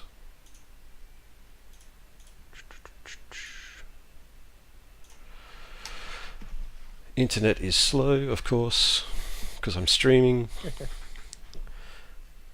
So we had 33 players in the brackets, and our $10 winner from the random draw is, where is it?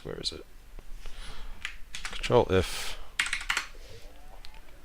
He sat in on countless legendary recordings. What is it at? He shared. Got stuff playing in the background. Alright, so I'm going to have to do a redraw because that player did not play. It was 22. And next one is 33. So number 33, which is the last sign up for the bracket, it is Skux Fuller.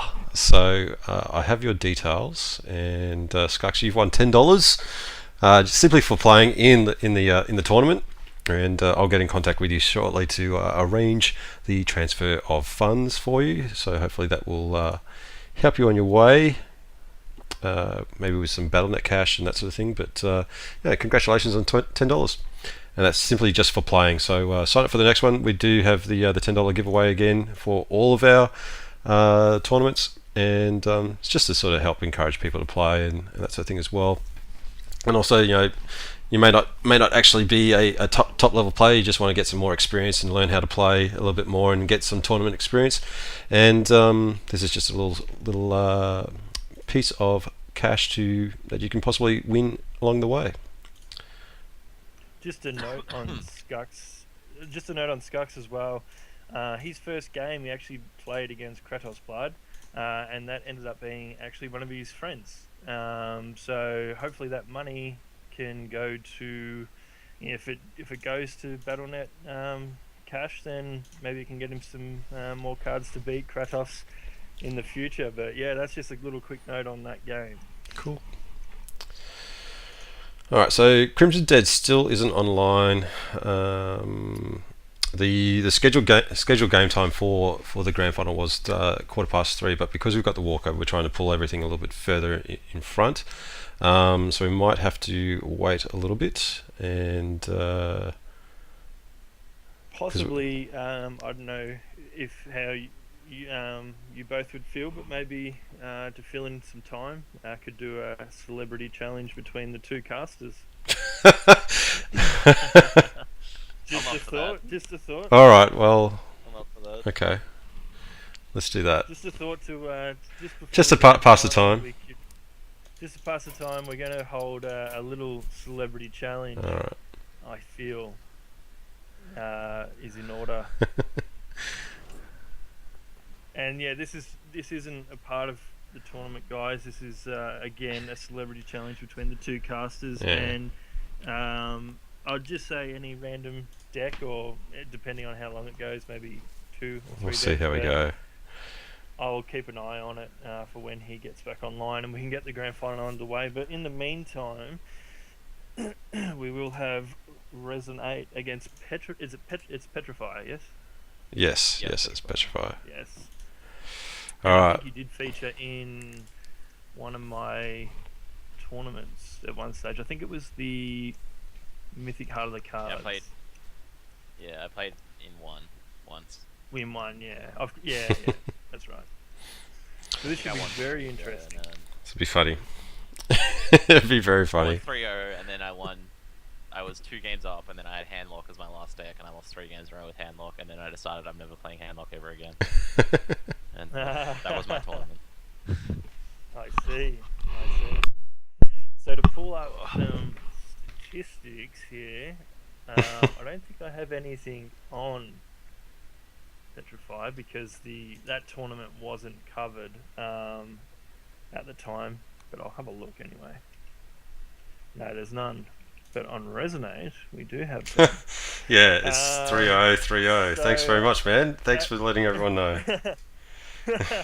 At the moment, ranked 73 in Yay. all tournaments, so in the Oceanic region. Has an average of 65 ranking in terms of tournament position, and is 0-3. But again, I'm sure the more tournaments, the better that's going to look. And I know that next weekend I'll be able to see him as well. We'll see how we go. You ready to go? Yeah, I'm waiting for you. I picked my deck. Okay. I don't know what to play. Just playing homebrew. Alright, let's do this. No net decking here.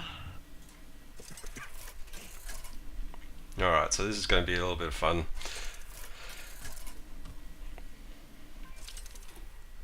I think And this is going to be very difficult to commentate on, so probably the cards that get played would get commentated on. Yeah. Shall be mine. So again, guys, this is maybe just a bit of banter as well. This is a bit of a celebrity challenge between the commentators because, again, majority of the time that I know that myself and Resonate have had is just conversations about getting a tournament going, and obviously the people that are casting and doing admin work can't enter these tournaments because we know all the decks and all the deck lists and all obviously the class compositions, so that would be pretty unfair.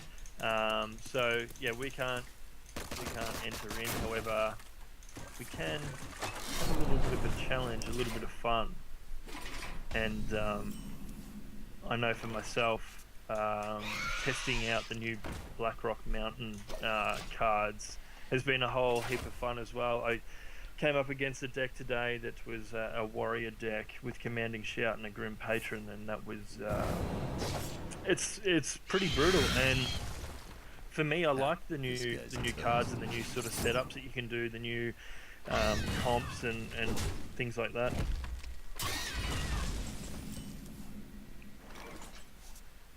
So we've got Petrify with a SI7 agent. He's a bit of a pesky one to get rid of. Yeah, it's easy. I didn't have enough mana. They're fighting words.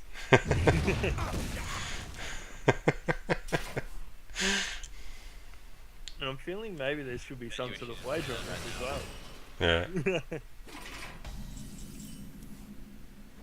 Oh. Yeah. Bit of lag. Yeah, I've noticed that today. Yeah. There's been a bit of lag, especially in Fid's game with that rag that wanted to wait around. Yeah, he was definitely a ponderous one.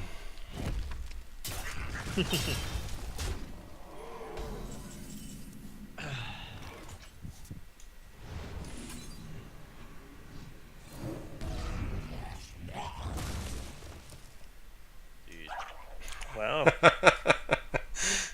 Oh, so much lag, come on. That's pretty decent, I would say.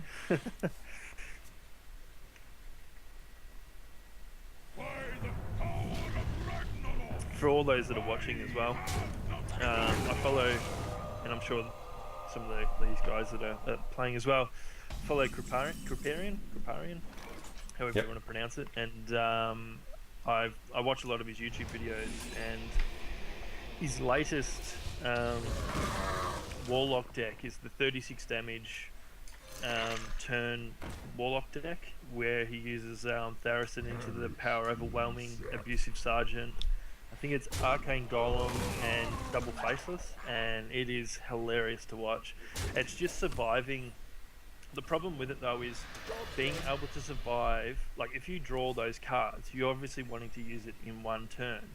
So you've got to survive the damage and everything that the opponent can throw at you until you can get to that turn. But when you get to that turn and you watch these videos, it is hilarious. Okay. The Brotherhood shall prevail.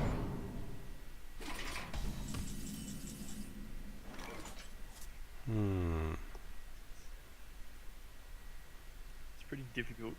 It's difficult to commentate, isn't it? It's like, Yeah, it's difficult to commentate, but it's also. You should just tell me your cards, man. Like, yeah, that's right. I've got Jaraxxus, Melganus, Tyrion Fordring,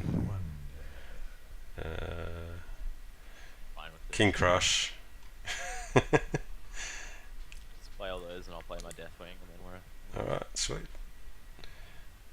So I guess we keep the conversation rolling. Petrify, how like in terms of your experience of the game, how often are you playing it? Do you play tournaments a lot, or do you cast a lot? I mostly just ladder. That sucks, that the card. only other tournament I played in was that one tournament. Yep. Played around rank 3 on ladder to rank 5 this season. Haven't been able to hit legendary. But yeah, I play like every day. Awesome. Too much. Yeah, that's cool. So the goal obviously is to hit legendary. I'm assuming, obviously through rank. Yeah, it would be nice. It would be nice to hit legendary. But... One day. Yeah. For me, I'm just happy chasing gold and the quests and that sort of thing. I think my highest rank is like 9. So. That's still pretty good. But well, compared to the average player.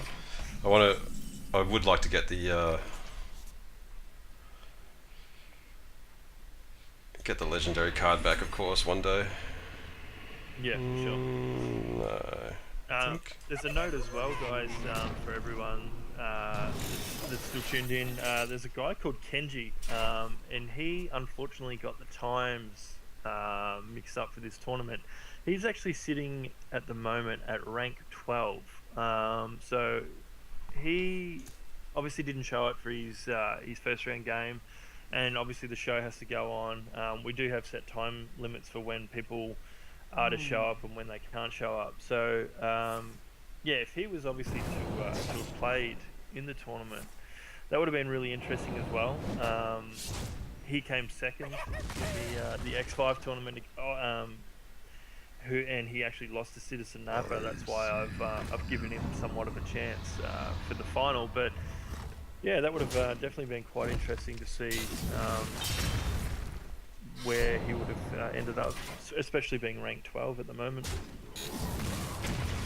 Could you get any luckier? Oh really? I took 3 damage to Luther, man. Come on. Yeah, well.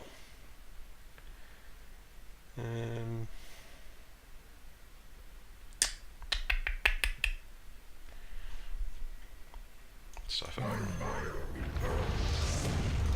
I found the class challenges as well in Blackrock have been heaps of fun. Ooh. Oh wow, I'm sorry. No. I think I'm dead.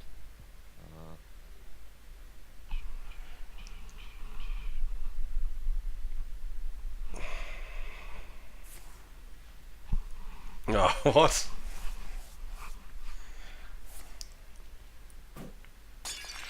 Fair amount of damage on that board at the moment. That is a lot of damage. Flurry? The light does not discriminate. No, flurry. Yeah. You play Doom Guard right now. Be nice. It would be nice, but I don't actually have Doom Guard in my deck, so. Oh, thank God. Yeah. Anyway.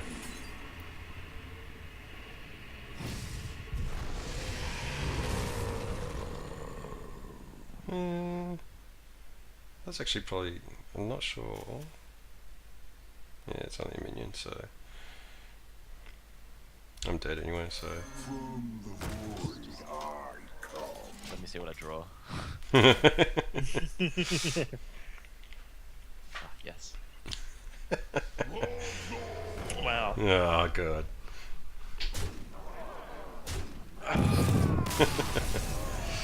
And that's game one. Game 1. Ouch. Swap decks now. I'll keep an eye on for Crimson. Yeah, he's still offline. If you want to drop him an email, Yeah. or maybe try and contact him on Skype if he's got his Skype on there as well. Yeah, sure.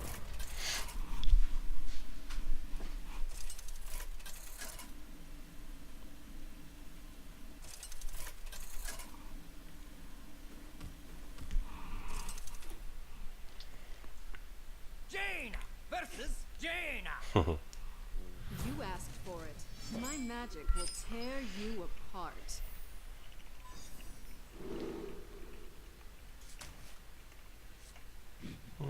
Actually, this is not a bad starting hand. I was just thinking the same thing.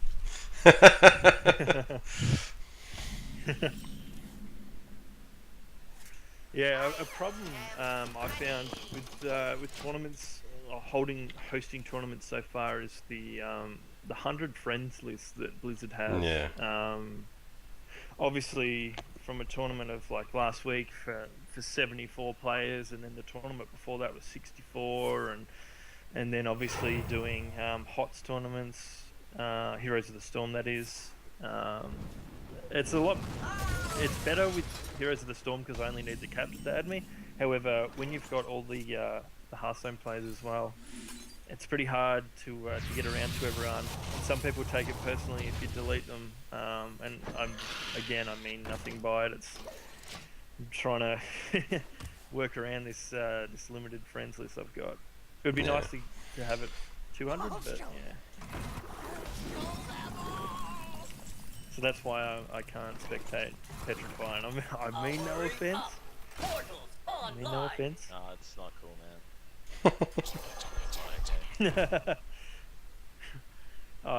It's at a point where there's a lot of people that are interested in the tournaments, and they just ask questions, or if there's a problem that's happened during a tournament, you've sort of got to add someone and find out if they're online or not. But that's why these strict times have been brought in, so I don't have to keep adding people.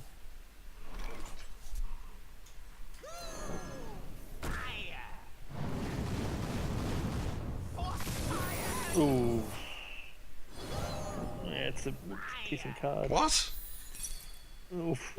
Did you have? Interaction. Oh, wow. Okay. Because the minion drops. Yeah. After the battle cry is finished.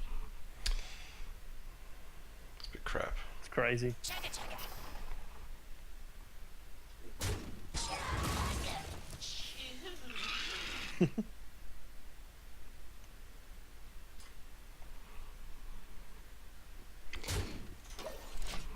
Yeah, it That seems sort of swung it around a little bit.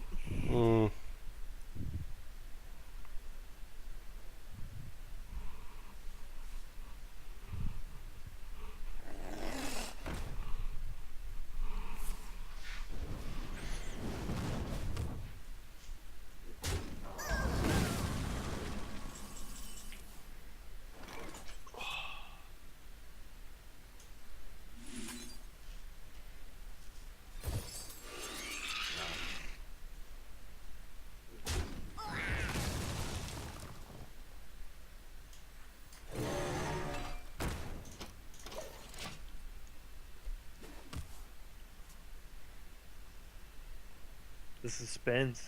The suspense.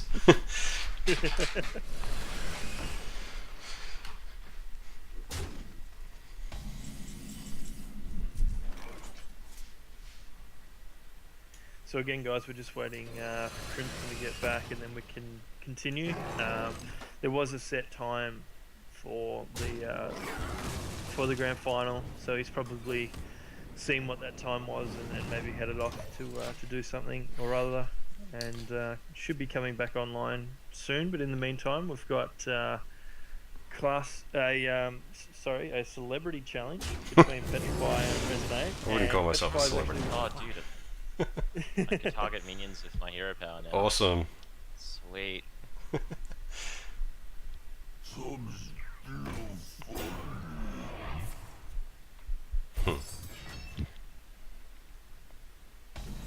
Fireball draw, yes!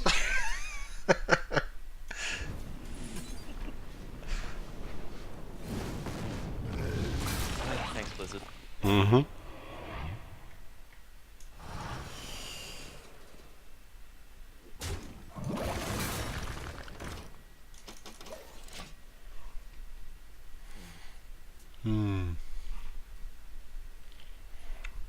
Wow, that was a pretty lucky draw.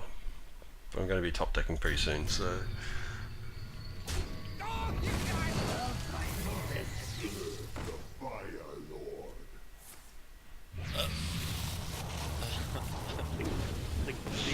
The class challenge for Mage so far is probably the funnest one I've done. No, the funnest one is Razor Gore or something like that, where everything is 1 mana.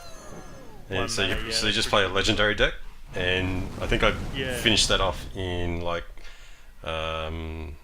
turn 3. So it's so funny.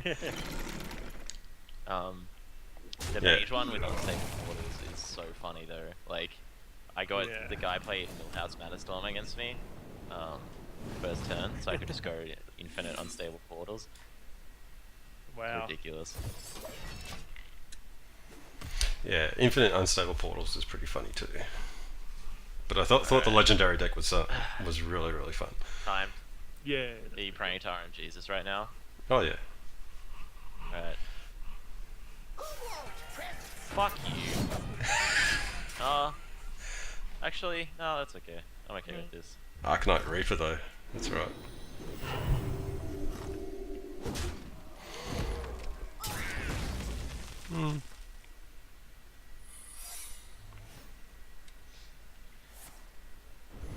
Another mirror entity, I'm imagining. So.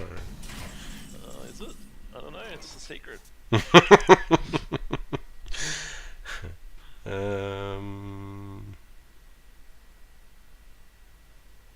Let's do this. Oh, the suspense! Come on, Battle.net. I'm ready.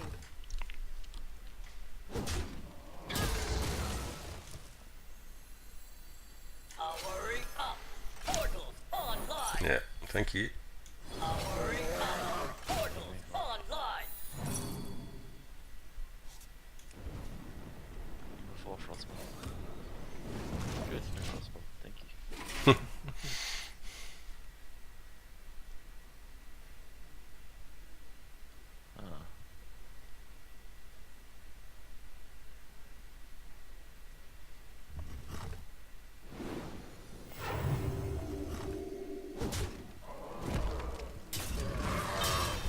Yeah, I think Crimson Dead has come back up. He's come online, so hopefully we can get this going. So.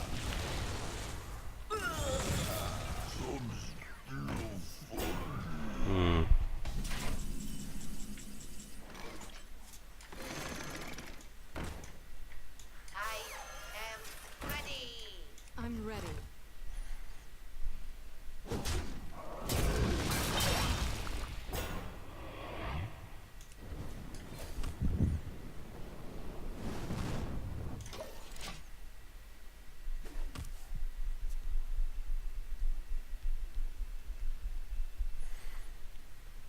Someday I'll be just like you.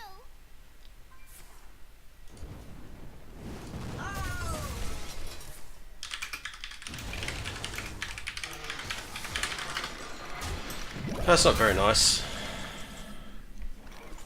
Yeah, Hmm. not a nice guy.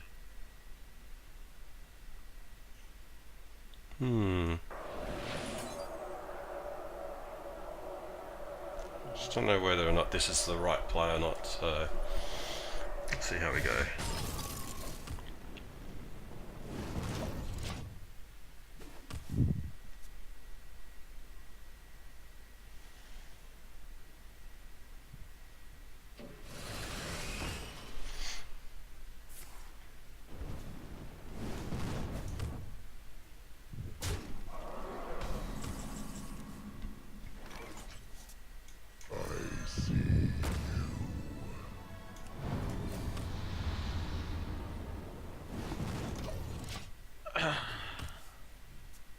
I'm just gonna, fireball you down.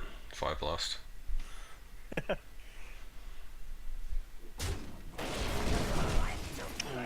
Oh wow.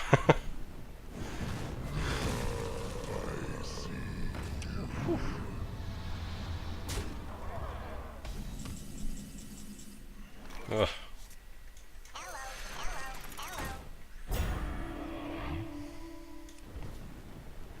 Those draws from Petrify though. Full skill. All skill. Top deck champion. I think you did just top tech the only card in your deck to save you. It's not gonna save me for long though.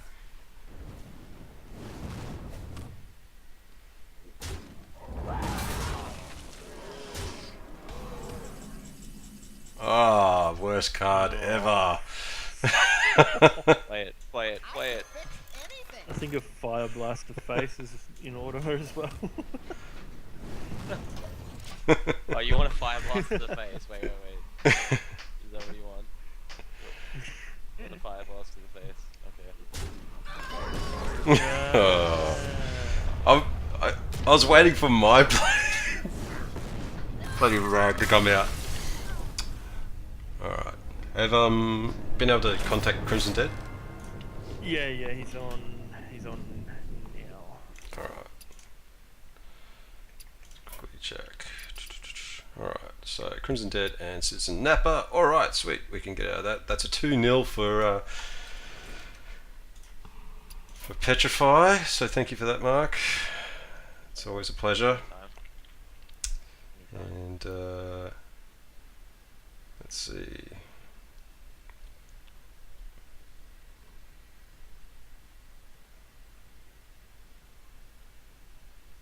I think Citizens just in a game at the moment, but you're nearly out of that. But yeah, again we can speculate again on sort of who we've all thought is going to win. I've just gone with the pick that I think that Citizen's going to win, and the other two boys believe that Crimson is going to get over the line. But again, it's a game that's hard to pick.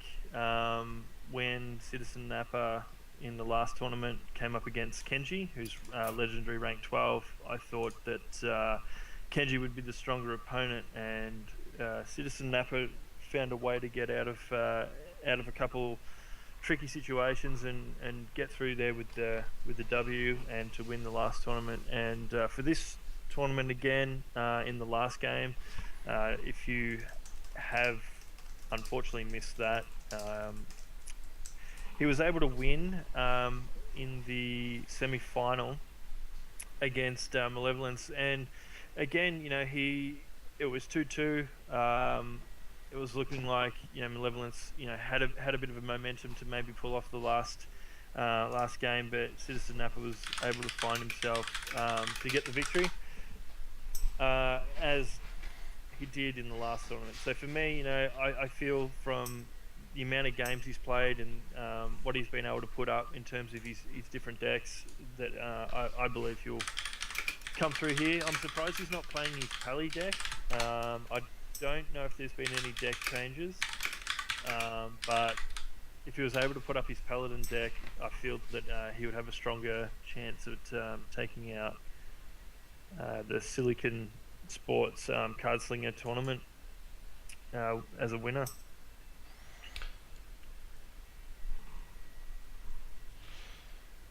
Yeah, so Crimson's Dead's first tournament. He's through to the grand final, so ranked first in New South Wales. So that's a pretty good achievement already. I think Victoria and New South Wales are the two most represented states in Australia. And is it the Southern Island or the Northern Island in New Zealand? The Northern Island has got. We've had 14 players from the Northern Island, and South Island only 4. Those stats are still a work in the making, but from what I can tell you at the moment, Malevolence, despite the last game, before the data hasn't been updated yet, but prior to the semi-final, he was ranked second in New Zealand. So there's a whole ton of really good players coming out of New Zealand. A guy that was unable to make this tournament, Dan, he's ranked number 1 overall with a win-loss ratio of 9. So again, another fantastic player. Unfortunately, unable to make it due to personal commitments. But again, we're putting on these tournaments between, from Silicon Sports. We're putting these tournaments on with XL5 as well to get more people interested in Hearthstone, in competitive Hearthstone, and there's prizes, there's championship points all up for grabs, so it's not like you're just sort of battling it out for no reason. There is bragging rights obviously still at stake as well, and now that all the data is getting captured for tournaments, that's evident as well on who the better players and things like that are. Is the game any closer to being underway? We're about to get into the game now. Yep, no worries. Alright, so welcome to the grand final of the Silicon Sports Cardslinger Conquest number 1. We have our players here, Crimson Dead and Citizen Napper. I believe Citizen Napper is in the bottom and Crimson Dead is at the top. So I'll certainly fix that up as soon as we get into the second game.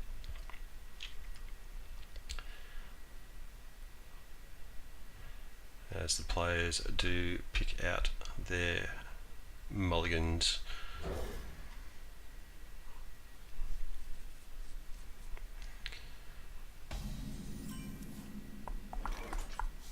Job done. That is quite the early game hand from Crimson Dead. Hmm. And this matchup is What? Close to spectators. I'm just trying to get onto Crimson Dead so I can actually spectate his game. yeah, this game's very Alright, there this we go. matchup, sorry, is very tough for both players. One of the toughest in Hearthstone, I believe, because both players have to play around a lot of cards. Handlock obviously has to play around the combo, and Druid has to get the Handlock into a position where they can be comboed, but not into a position where they can drop down Molten Giants and Taunts, because once those Giants are out, Druid usually only plays one big game Hunter, and doesn't have really any other removal for the 8 health Giants. So if Handlock gets out their Giants, they generally win, but if the Druid plays it smartly and leaves Handlock sort of around 20 health with 1 minion on the board, and waits for that combo draw, then it's very hard for Handlock to do anything other than just keep removing and keep waiting to draw into Giants and damage themselves to play the Giants. So it's quite a thinking matchup. I expect a lot of players will try and will be like roping in this matchup because, as I said, there's a lot to play around. And for instance, there's a hard decision coming up for Crimson Dead, whether or not he wants to Hellfire his own zombie chows just to kill the Shade of Nax. Yeah, he's What to do? If the next Shade of Nax comes out, it'll definitely be played. yeah. And I think with the Druid of the Claw coming out, he'll probably Hellfire as well. Yeah, he should. Just trade in the Zombie Chows and then Hellfire. It's a nice draw though with the Mountain Giant. Oh, I think I'm actually lagging then. Did you say he drew into Mountain Giant? Hmm. Oh, okay, I must be really behind. What the hell? Yeah, he must be, because yeah, he cleared the board pretty quickly. Like with Hellfire and that sort of thing, you're Oh, a little okay. bit behind. I'm So gonna leave and then rejoin. yeah, Because my game, I think, must have frozen. yeah. Don't spectate me. No, I'm spectating Crimson Dead. Yeah, I think so when anyone joins the game, it says full spectator. hmm. Okay, there we go.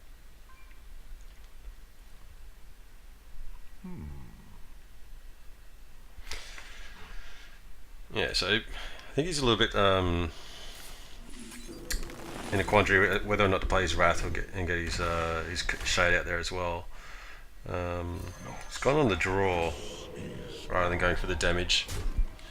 He actually drew into 2 Savage Roars. Yeah, There is that huge burst damage potential, but as I said, it's really hard to play around this matchup. Can't trade.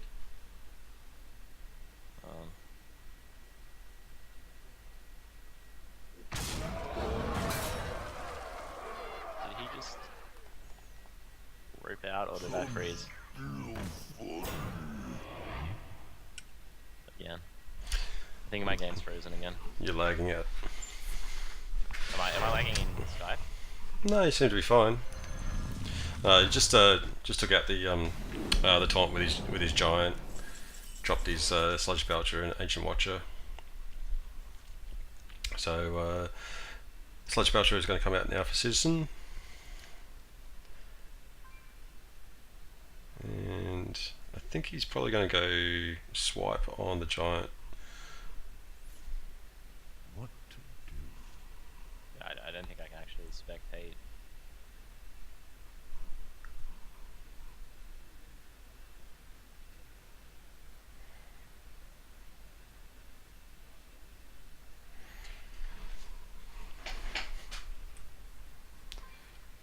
I wonder. Maybe if I just watch one of the perspectives of my break.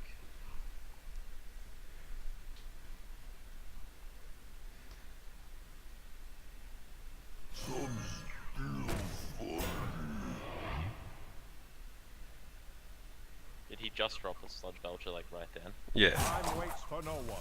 yeah.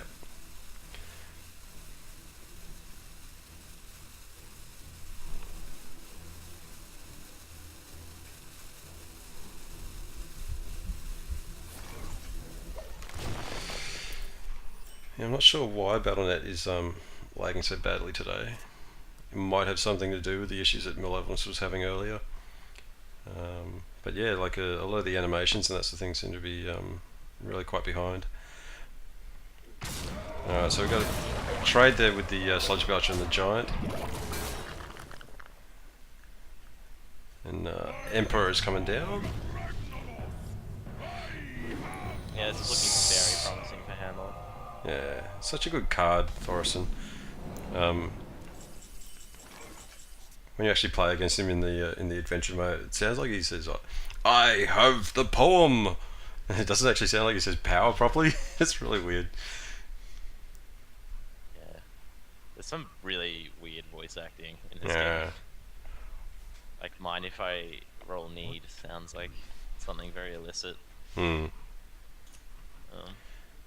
There's a few other ones that every time I hear it, I just chuckle to myself.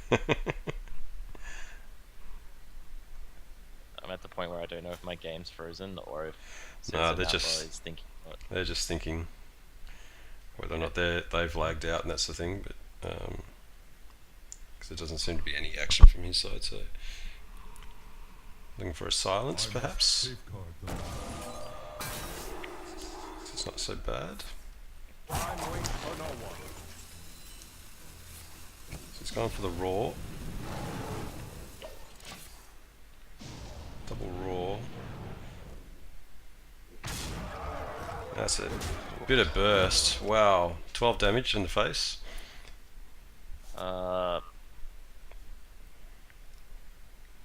One card left. Hmm. I know it's a summon draw, right? No. It's the killer card. Oh, he just did double roll, right? Yeah. Okay, so yeah, I think Handlock's gonna win this game. So yeah. Handlock. I think Drew is going to win this. It's swipe. He's got swipe in the hand. Yeah, but Handlock has 2 heals. Oh, okay, yeah. And he can trade the board and Argus. I missed the heals. There's too many cards in there. Oh yeah. Yeah, I think this is pretty much. That's pretty good. It's gonna be a mammoth effort for Druid to win from here, if not impossible. Especially when you have the Thracian Emperor, just 6 mana Dr. Boom and 7 mana Jiraxis is pretty solid. Yeah. Yeah, that certainly swung it around. I didn't see the heal bot there.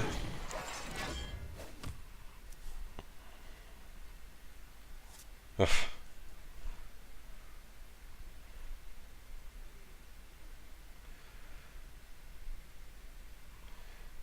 Yeah, so Crimson Dead can, must be feeling very, very comfortable at this stage. And what's he got there? He's got 13 damage there.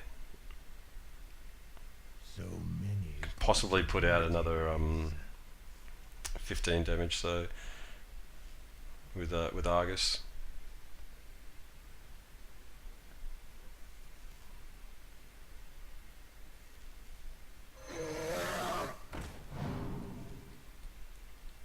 My shield for Argus. So yeah, not so bad. All the taunts, and this is going to be a win for Crimson Dead. So yeah. All right, I'm just going to leave this game and jump in. Yeah, because I need to get onto Crimson Dead first, so that he is in the right position. So Warlock is our first win. Crimson Dead's Handlock has looked very solid. I mean, he's been pretty successful with it. What's his stats on that? Okay. So good having a stats man for this. Sorry. What was on Crimson Dead's Warlock? What's his stats on that? Because it seems really, really good. After that win, it's 6 wins, 2 losses. So yeah, it's pretty decent. It's his warrior that's going to be the killer, which is 5-0. So yeah, just was sorting out an issue solid there where just sorting an issue out there where one of Citizen Napper's friends came in and spectated the last 30 seconds and just made sure that there was no extra spectating other than the 3 people covering the game. Yep. Alright, so next game is up. Join that in just a sec.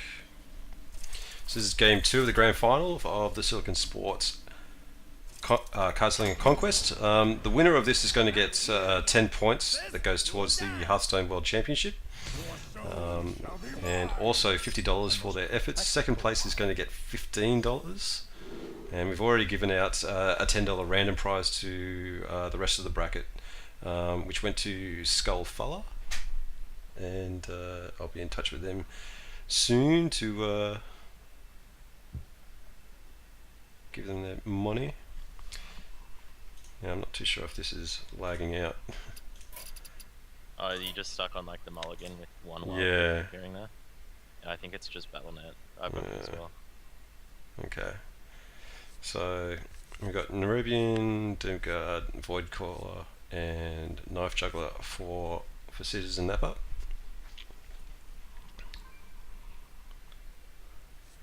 So And just a wild growth for Crimson Dead because he's got a 1-0 advantage already.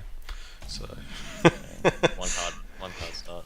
one card start, yeah. So this is a pretty solid start for Zoo, and this matchup is very hard for Druid.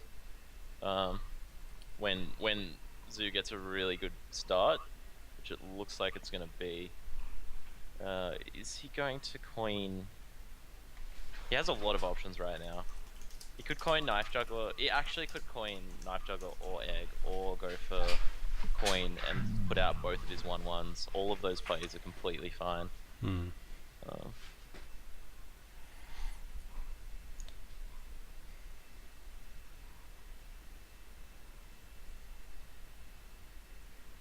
Yeah, I think he's really considering putting out Knife Juggler. So many possibilities. I'm not sure if I'm lagging again. No, they are. There's like what, a $35 difference here. It's not 3,500, but you know these guys. They don't rush their decisions or anything like that. They don't have that fast aggression going. It's So he's interesting. going to go for both the. This is the play I would have chosen as well, because if you do coin Knife Juggler, there's always the threat that it gets Wrath. Whereas in this position, if he wants to Wrath, he's going to have to Wrath the Imp, leaving the Knife Juggler behind a taunt. And I hate calling games early, but this is just such a good start for Zoo that it's going to be a really hard journey for Druid to win from here. He's already facing a really tough decision. He's going to play the Shredder, which is the right call. But that's just going to get killed by Power Overwhelming and Nerubian Egg, I believe. Playing the Knife Juggler before he does that will pop one juggle from the egg dying. Put this apple on your head. It's weird playing against Zoo when they have an egg out, because sometimes you don't want to play a minion because it strengthens their board. Yeah. Because they can trade that egg up to a 4/4.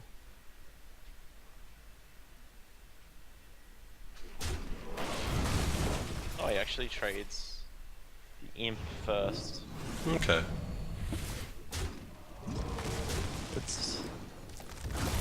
That's cool.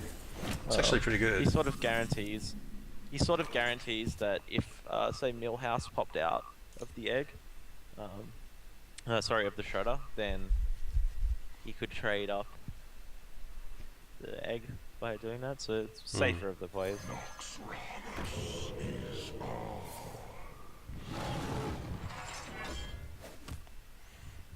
Yeah. Can't wait to get that Argus out. Yeah, I think he's gonna hit the Void Crawler so he can Force of Nature next turn, but It's not going to be enough. unfortunately for him, yeah,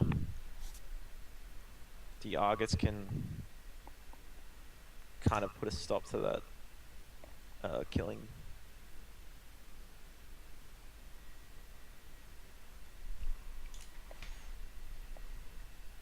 The Argus, the Knife Juggler. Oh, okay, you don't.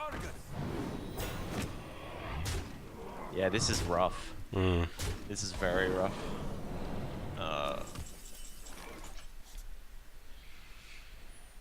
I think you Force of Nature and just kill the 5/5 and the Voidwalker whilst trading your Shade. What It's a really, really tough situation.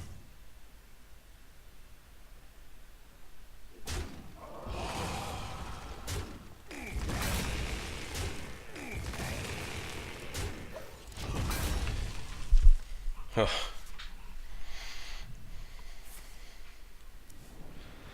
Oh boy. This is a pretty nice curve too. Yeah. He's got both of his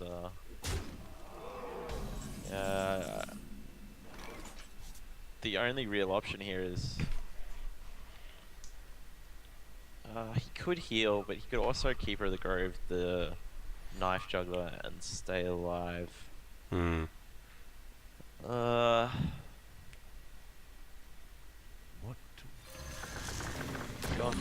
It's going for the heal, so draw it out a little bit longer. Another taunt for Napo is it's going to be handy. And that's Oh, not lethal. But yeah. I don't think you really want to sacrifice anything just yet. You can drop out your Void Caller, go the face, and then you've still got your power overwhelming for the next turn. I wonder. yeah, and with Boom coming out as well. Yeah. Does he really Void Terror? I don't think he Void Terror. Yeah, it's questionable, but Especially not after the...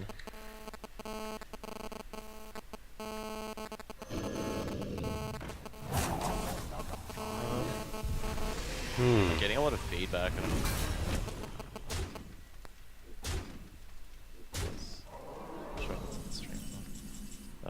Yeah, so that's gonna be game. yeah.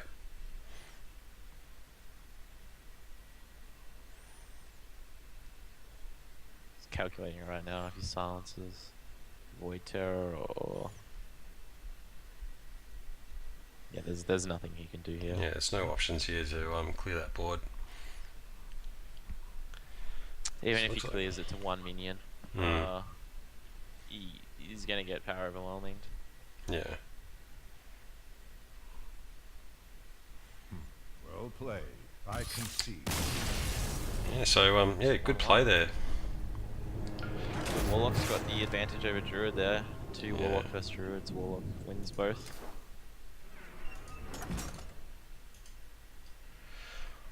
So both Warlocks are done. I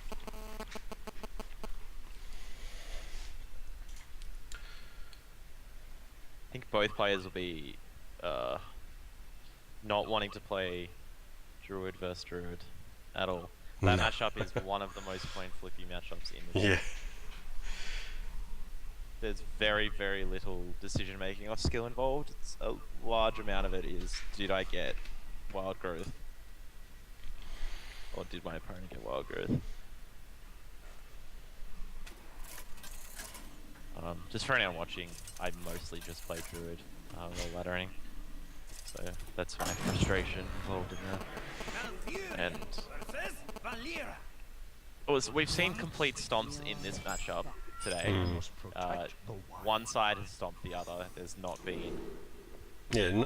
Neither one has Close actually game. dominated, but like the matchup. But you know, it's been very one-sided for whoever's actually won. So Yeah, I think Druid won 2 and Rogue won 1. And the one that Rogue won was just complete and utter stomp. And one of the ones Druid won was on turn 6 they won. And then the other one was a Druid victory that was never really in doubt. It wasn't a stomp. He can innovate Shredder. Nice start. Rogue did get the coin, however, and if he wants to, can coin out Deadly Poison, or he can just backstab and use his weapon to clear it yeah. if he wants. He might not. He might opt to do neither.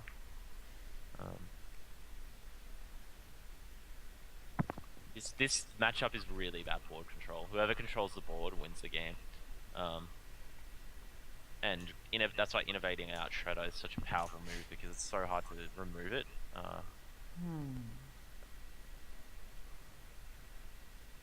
Early on. Yeah.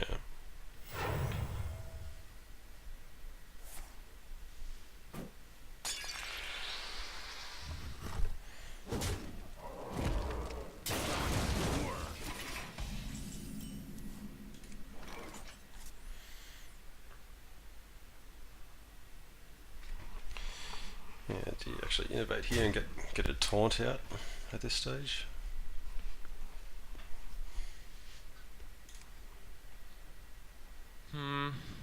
Yeah, there's not really another play. And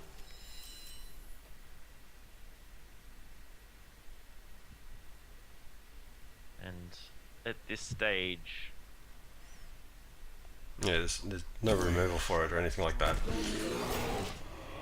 He can backstab the Cruel Taskmaster if he wishes, but I'm not sure he wants to. Yeah, he will.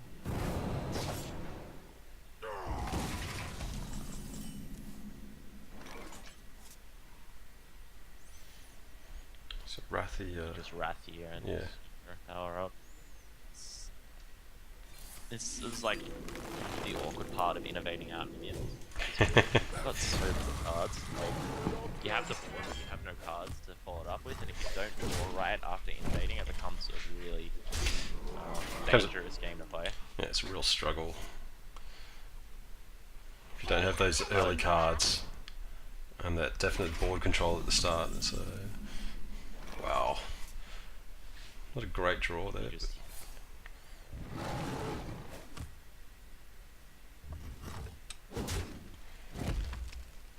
This is the frustrating part. Hmm. He's gonna lose board control right now, and it's gonna be really hard for him to get it back because he doesn't have. Like, if he swipes right now, then okay, the druid can just play something else. If he plays Sylvanas, I have no time for games. not druid, the rogue. If he plays Sylvanas, the rogue can just trade in the Drake and put something else on. Hmm. But at the same time, the rogue is getting low on health, and once you dip below 14, it becomes a dangerous struggle.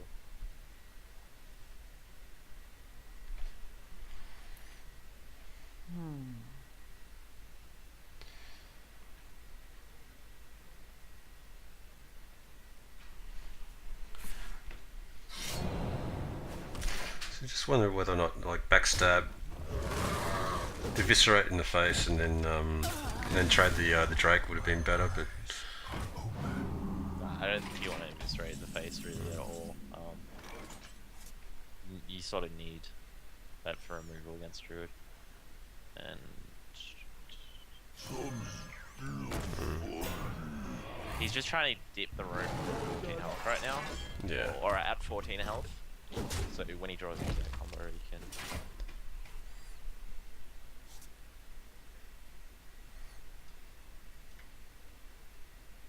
Fan of Knives Eviscerate, I think. Maybe.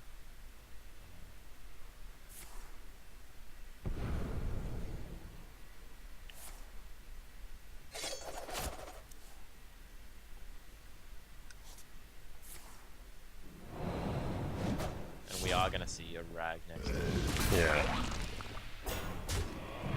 Oh, maybe not.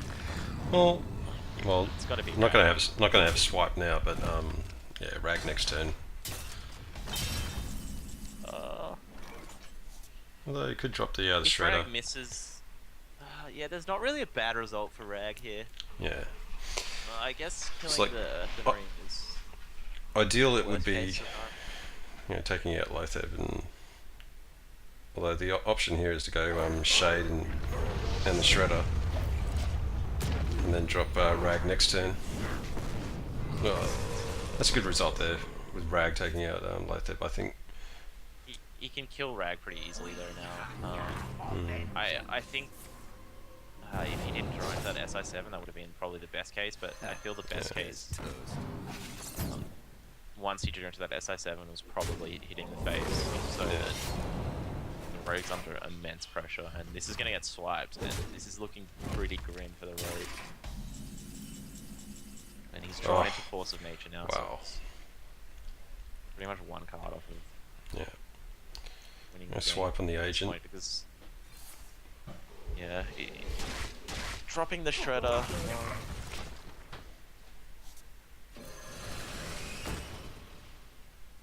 makes things even more complicated.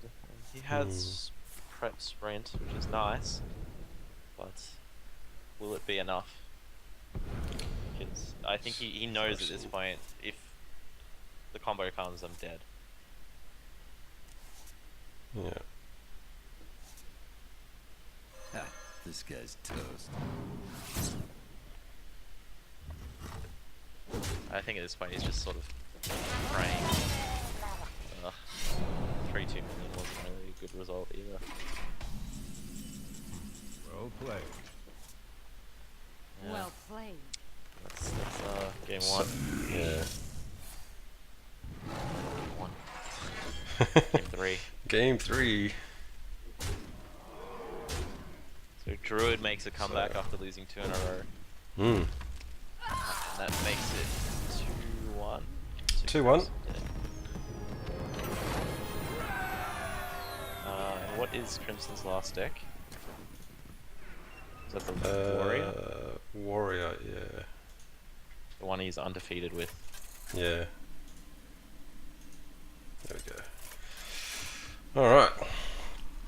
So straight into the next game. Warrior and Rogue. Actually don't know much about this matchup. I feel might favour Rogue. If they get control of the board pretty early with Violet Teachers and the like. But I'm not really familiar with this matchup as I don't really play Warrior or Rogue too much. Yeah, I've played around with Rogue a little bit, with Sharp Sword and Oil and that sort of thing. But playing around with Gang Up is a lot of fun, but it's a long grind if you're trying to play Gang Up and Cold Light, where it's just a fatigue deck. It's fun, but it's a long grind. Yeah, I can imagine. Those decks are pretty cool, but I don't think they have a place really in any competitive Hearthstone. No. Oil Rogue is... And Warrior... Well, things like Mill Druid are just completely, utterly stomp certain decks. Yeah. Do you Acolyte or Shield Block here?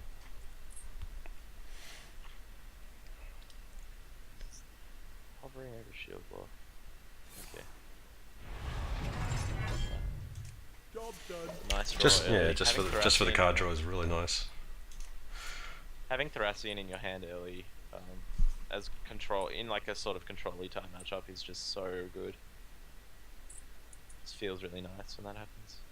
Makes you all warm and fuzzy on the side, especially when you've got a huge card like Rag in your hand which can drop down to 7 mana. Yeah.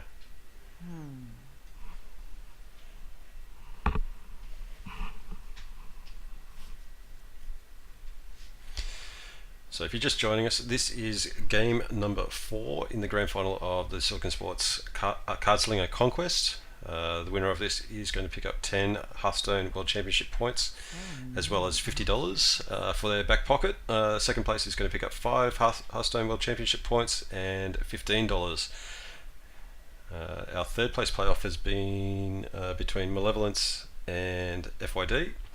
FYD taking that as a 3-0 walkover due to some unfortunate internet issues for Malevolence, but he did very well making it to an internet cafe for his semi-final for us, so mad props to him. Thank you for that.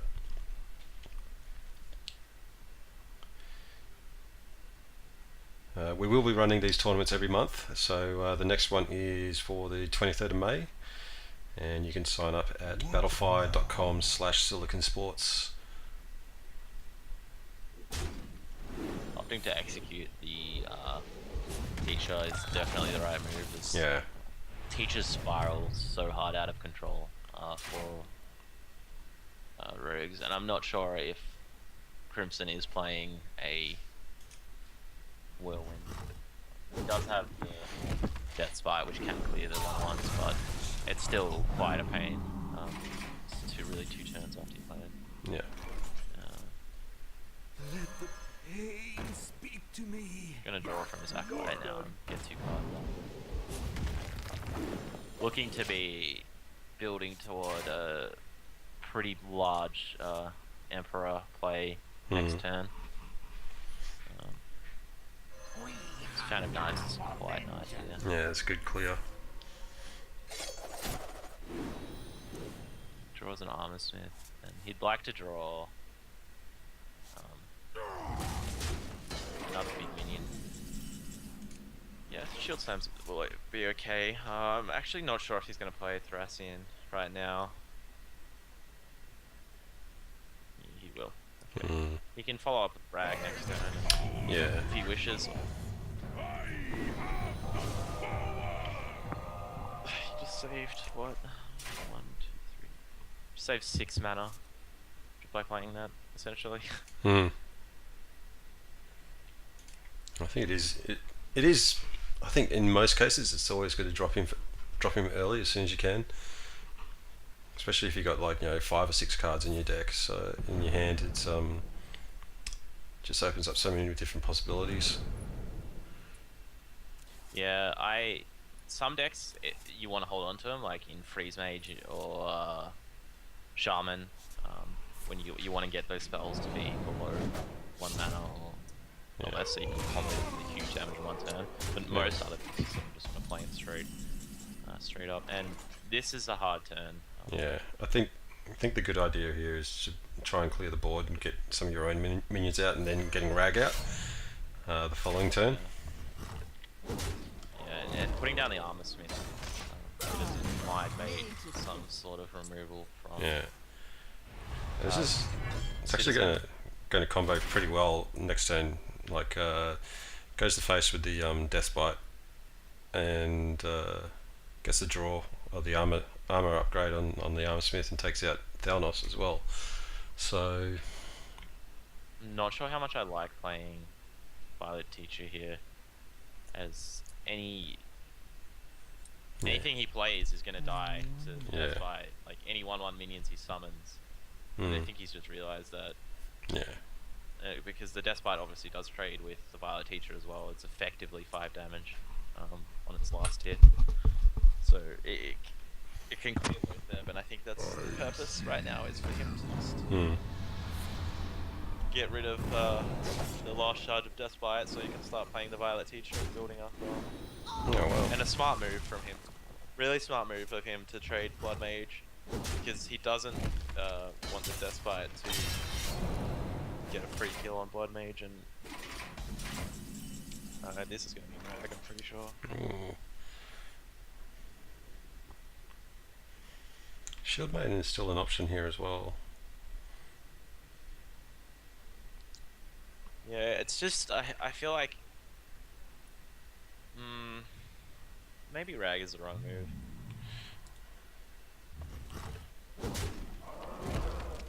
Yeah, he's going for Shield Maiden. I suppose just Rag for 8 damage to the face when he's on 30 health is really ideal. When he could clear that minion. But. Yeah, it builds up for Shield Slam as well, so. Pay attention, class. I wonder if there's going to be Tinkerbell here or not.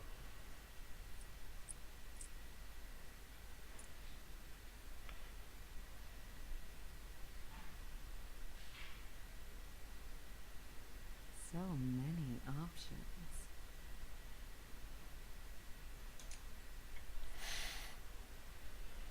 You can cast that, then prep out a Fan of Knives and whack the Shield Maiden. I am ready to learn. That's what he's doing. I am ready to learn. Unfortunately, the 1/1. It's hit the 1/1. But at this point, there's not a whole lot to do about this. He can roll if he wants to. It's a 50% chance that it's going to be good. Yeah. 50% chance it's going to be bad. Ideally, he wants a 1/1 to live. Oh, Violet Teacher lost. Well, he can Shield Slam. Yeah. Yeah, it's okay, I guess. Really, he would have liked to. Yeah, would have preferred the 1/1.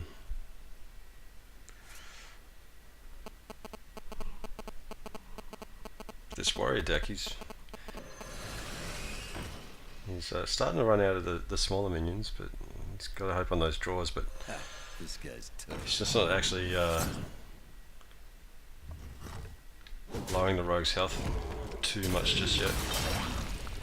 This is like a great Sylvanas turn, but it's gonna get sapped. Yeah.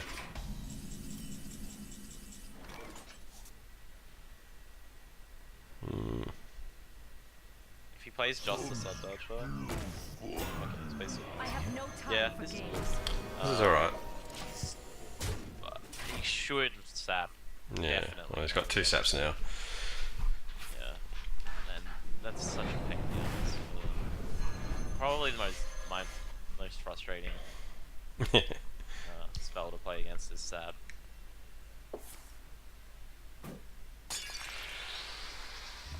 Closely followed by freeze trap. Good clearance with Nice the flurry. And Crimson's gonna be like, alright, you don't have another sap, do you? And play for that again.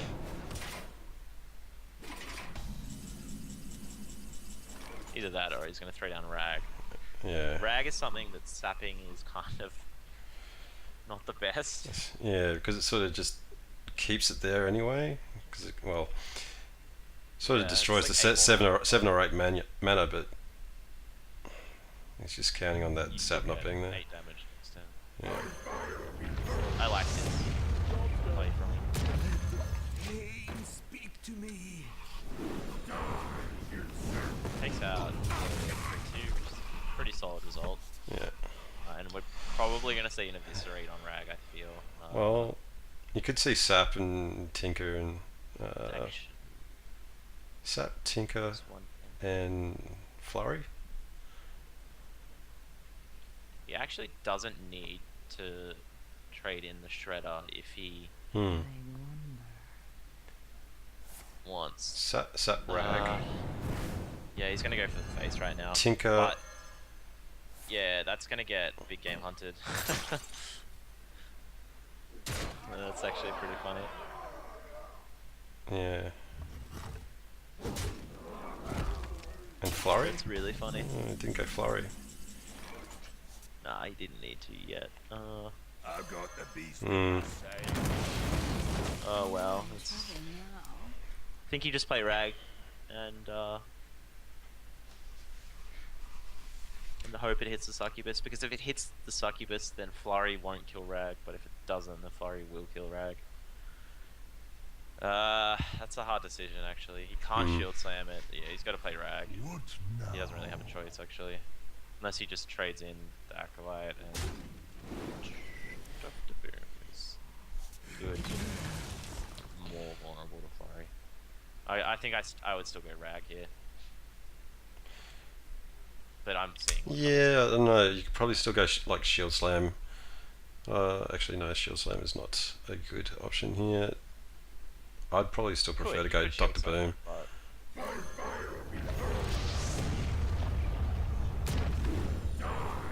think it's face, which is bad. Hmm. Bad because that's nearly lethal. So we got 4. 4 damage. So you can go Flurry, Eviscerate. I definitely sprint first here. Yeah.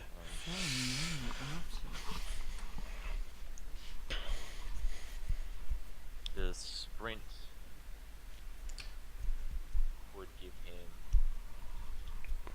him. I think it would only give him options for the next turn, because I think probably the best play is Flurry, and then trade Rag.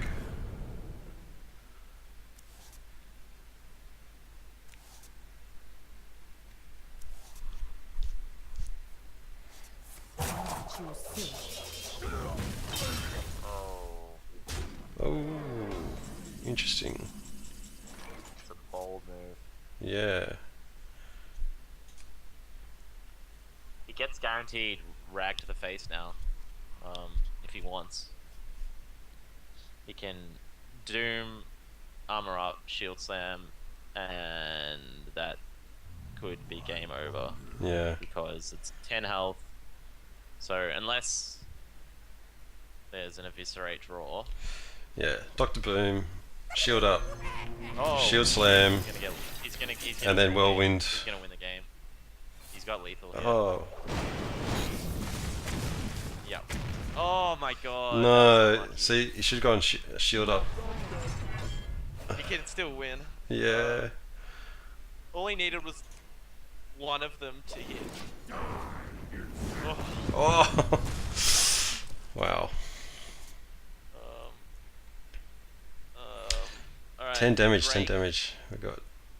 Drake into Eviscerate is 5. SI7 after that, that's 10. That's no, that's It's not. 8. Almost out of cards. Oh man.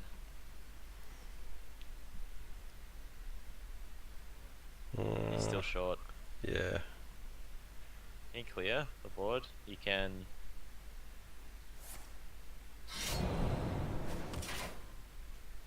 He's one short. Oh, a couple short, sorry. Can't clear the board either. Yeah, No. I realised it. GG. Warrior deck reigns supreme. I think it was like a really big mistake not to trade for that. Right? That was super. So, congratulations to Crimson Dead, and hey, my prediction came right. 3-1. Really, really good game there. That Warrior deck is very, very strong in tournaments. So, congratulations to him. $50, 10 points, and 10 Silicon Sports points as well for the end of the year tournament. Yeah, fantastic stuff there. 3-1 to Crimson Dead, and Citizen Napa will pick up $15 and 5 points for the Hearthstone World Championship. And our other players, FYD and Malevolence, will pick up 1 point each in the HWC. And our $10 random prize winner was a Skullfuller. So that wraps up our Cardslinger Conquest tournament here. Solar, do you have any special comments from the stats box? Yep. Just having a look over the games. I didn't actually read this out. I completely forgot about it. But in terms of all the picks that went into the Conquest, we had 33 total players, so that's obviously a total pick of 99 decks. This is at the very start. We had, obviously they changed throughout, but we had a total of 19 Druids decks, which was roughly about 20% of the decks that were entered in. So yeah, that was fairly popular, and we only had 2 Chamois decks to come along, and only 6 priests. So I think in a way that sort of goes to show at the moment the way that the meta is that the priests are still fairly weak, and Chamois are sort of they're thereabouts. But I think with the help of all the Blackrock Mountain cards that have come out, you'll be able to see some different combos and things like that. Of course, Druid, Mage, Warlock, and Hunter, and obviously Rogue are going to be your favourites. And a fair few more Warrior decks are coming through, just because of the way that they can see that Control Warriors are pretty strong in tournaments as well, and you're able to see there with Crimson, with his Warrior as well, going 6-0 over the course of the tournament. That's a fairly strong deck, and he ended up going 18-5 over the course, which is amazing. And it's a lot of games, even though it's only 33 players. He ended up playing 23 games, so he did get a fair amount of games in there, which was fantastic. But yeah, unfortunately for the third place as well, there wasn't that much action that we could have seen. Unfortunately, with Malevolence not being able to get on, there is been a fair amount of lag over the course of the day, but fortunately we're able to see some pretty decent games there as well. And just having a look at more stats here, Warrior against Hunter over the course of the day.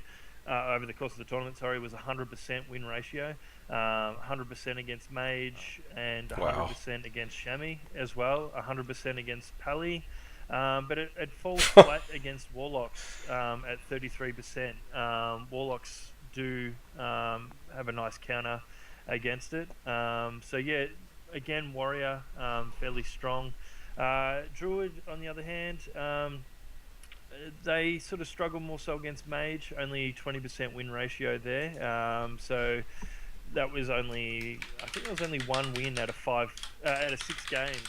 1 win out of 5 games. So as you can see, there is a very big place for control warriors at the moment.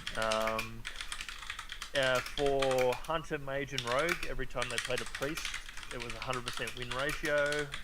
Chamois had a horrible time. They didn't even pick up a win and 5 losses. So again, that sort of it signals,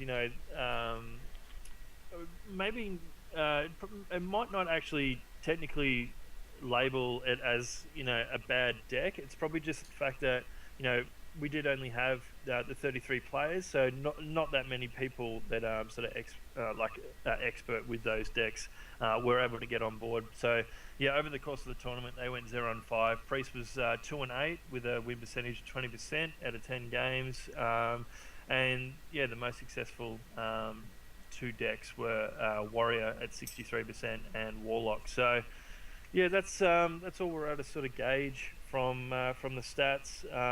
They will get updated, and the rankings will get changed as well.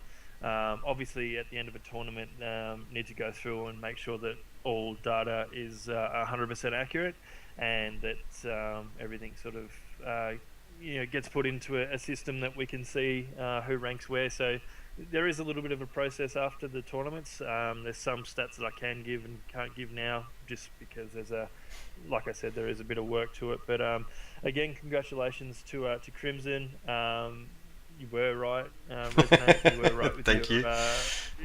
With your pick. But I think in future tournaments, though, Citizen Napa is definitely a very strong opponent, and I would have probably rather to have seen his Pally, his Muster deck come out, because he plays that pretty well. So maybe next time, if he does potentially enter in on the weekend, a rematch between those two would be pretty nice. So yeah, that's about it. And just want to say, it's good to it was good to hear you two call the action today. The games were pretty good. Again, unfortunately for the third place game. And yeah, as always, thank you very much. And yeah, I will be putting out links to everyone that entered the tournament today. Not links, a link for next weekend if you're interested to get some more points. And of course, for future tournaments, Silicon next tournament is May 23rd. Yep, that's right. Yep, May 23rd. So there is going to be an absolute ton of Hearthstone coming up. Yeah. May 23rd, Silicon Sports tournament. May 30th again, X5, and all these tournaments, guys, are have Hearthstone Championship points. So for people that don't know what that means, for some people it's probably gibberish, but for some other people that know what I'm talking about, I'll explain it. That the top 2 players, I believe, within the region go into a qualifier, and then potentially on the way to BlizzCon. So yeah, it's a big deal. It's a huge for deal. you guys. $100,000 on the line for first place at BlizzCon, so it's nothing to be sneezed at. And yeah, all the points that you earn through these tournaments, through the Silicon Sports tournaments and the XL5 tournaments, pretty much help you get on your way through the Oceanic qualifiers, and the top players there will be playing off for a spot to get into that grand final. So yeah, it's a long road, but definitely a road worth travelling. So make sure you drop by our website, siliconsports.net, for details on future tournaments. You can also just follow the tournaments on battlefire.com/siliconsports, and is it battlefire.com/solar, Cam? Yeah, Solar for the for the X5 tournaments. Battle FY/solar. Again, I'll email everyone that's participated, just so everyone's got the heads up on the next couple tournaments as well. Awesome. All right. I think that's going to be a wrap for us. Thank you, Petrify, for your in-depth knowledge there and guiding me through it as well, and going 2-0 over me as well. Thank you as always. It's a pleasure. And massive thanks to Cameron Solar for all of his stats input and his great summaries of the games and that sort of thing.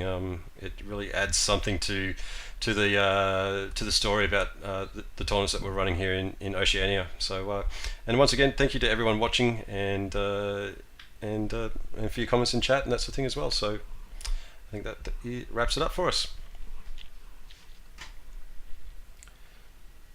You guys want to say thank you? Thanks, guys. All right. Thanks a lot of running. Awesome. Let's play some music. Bye.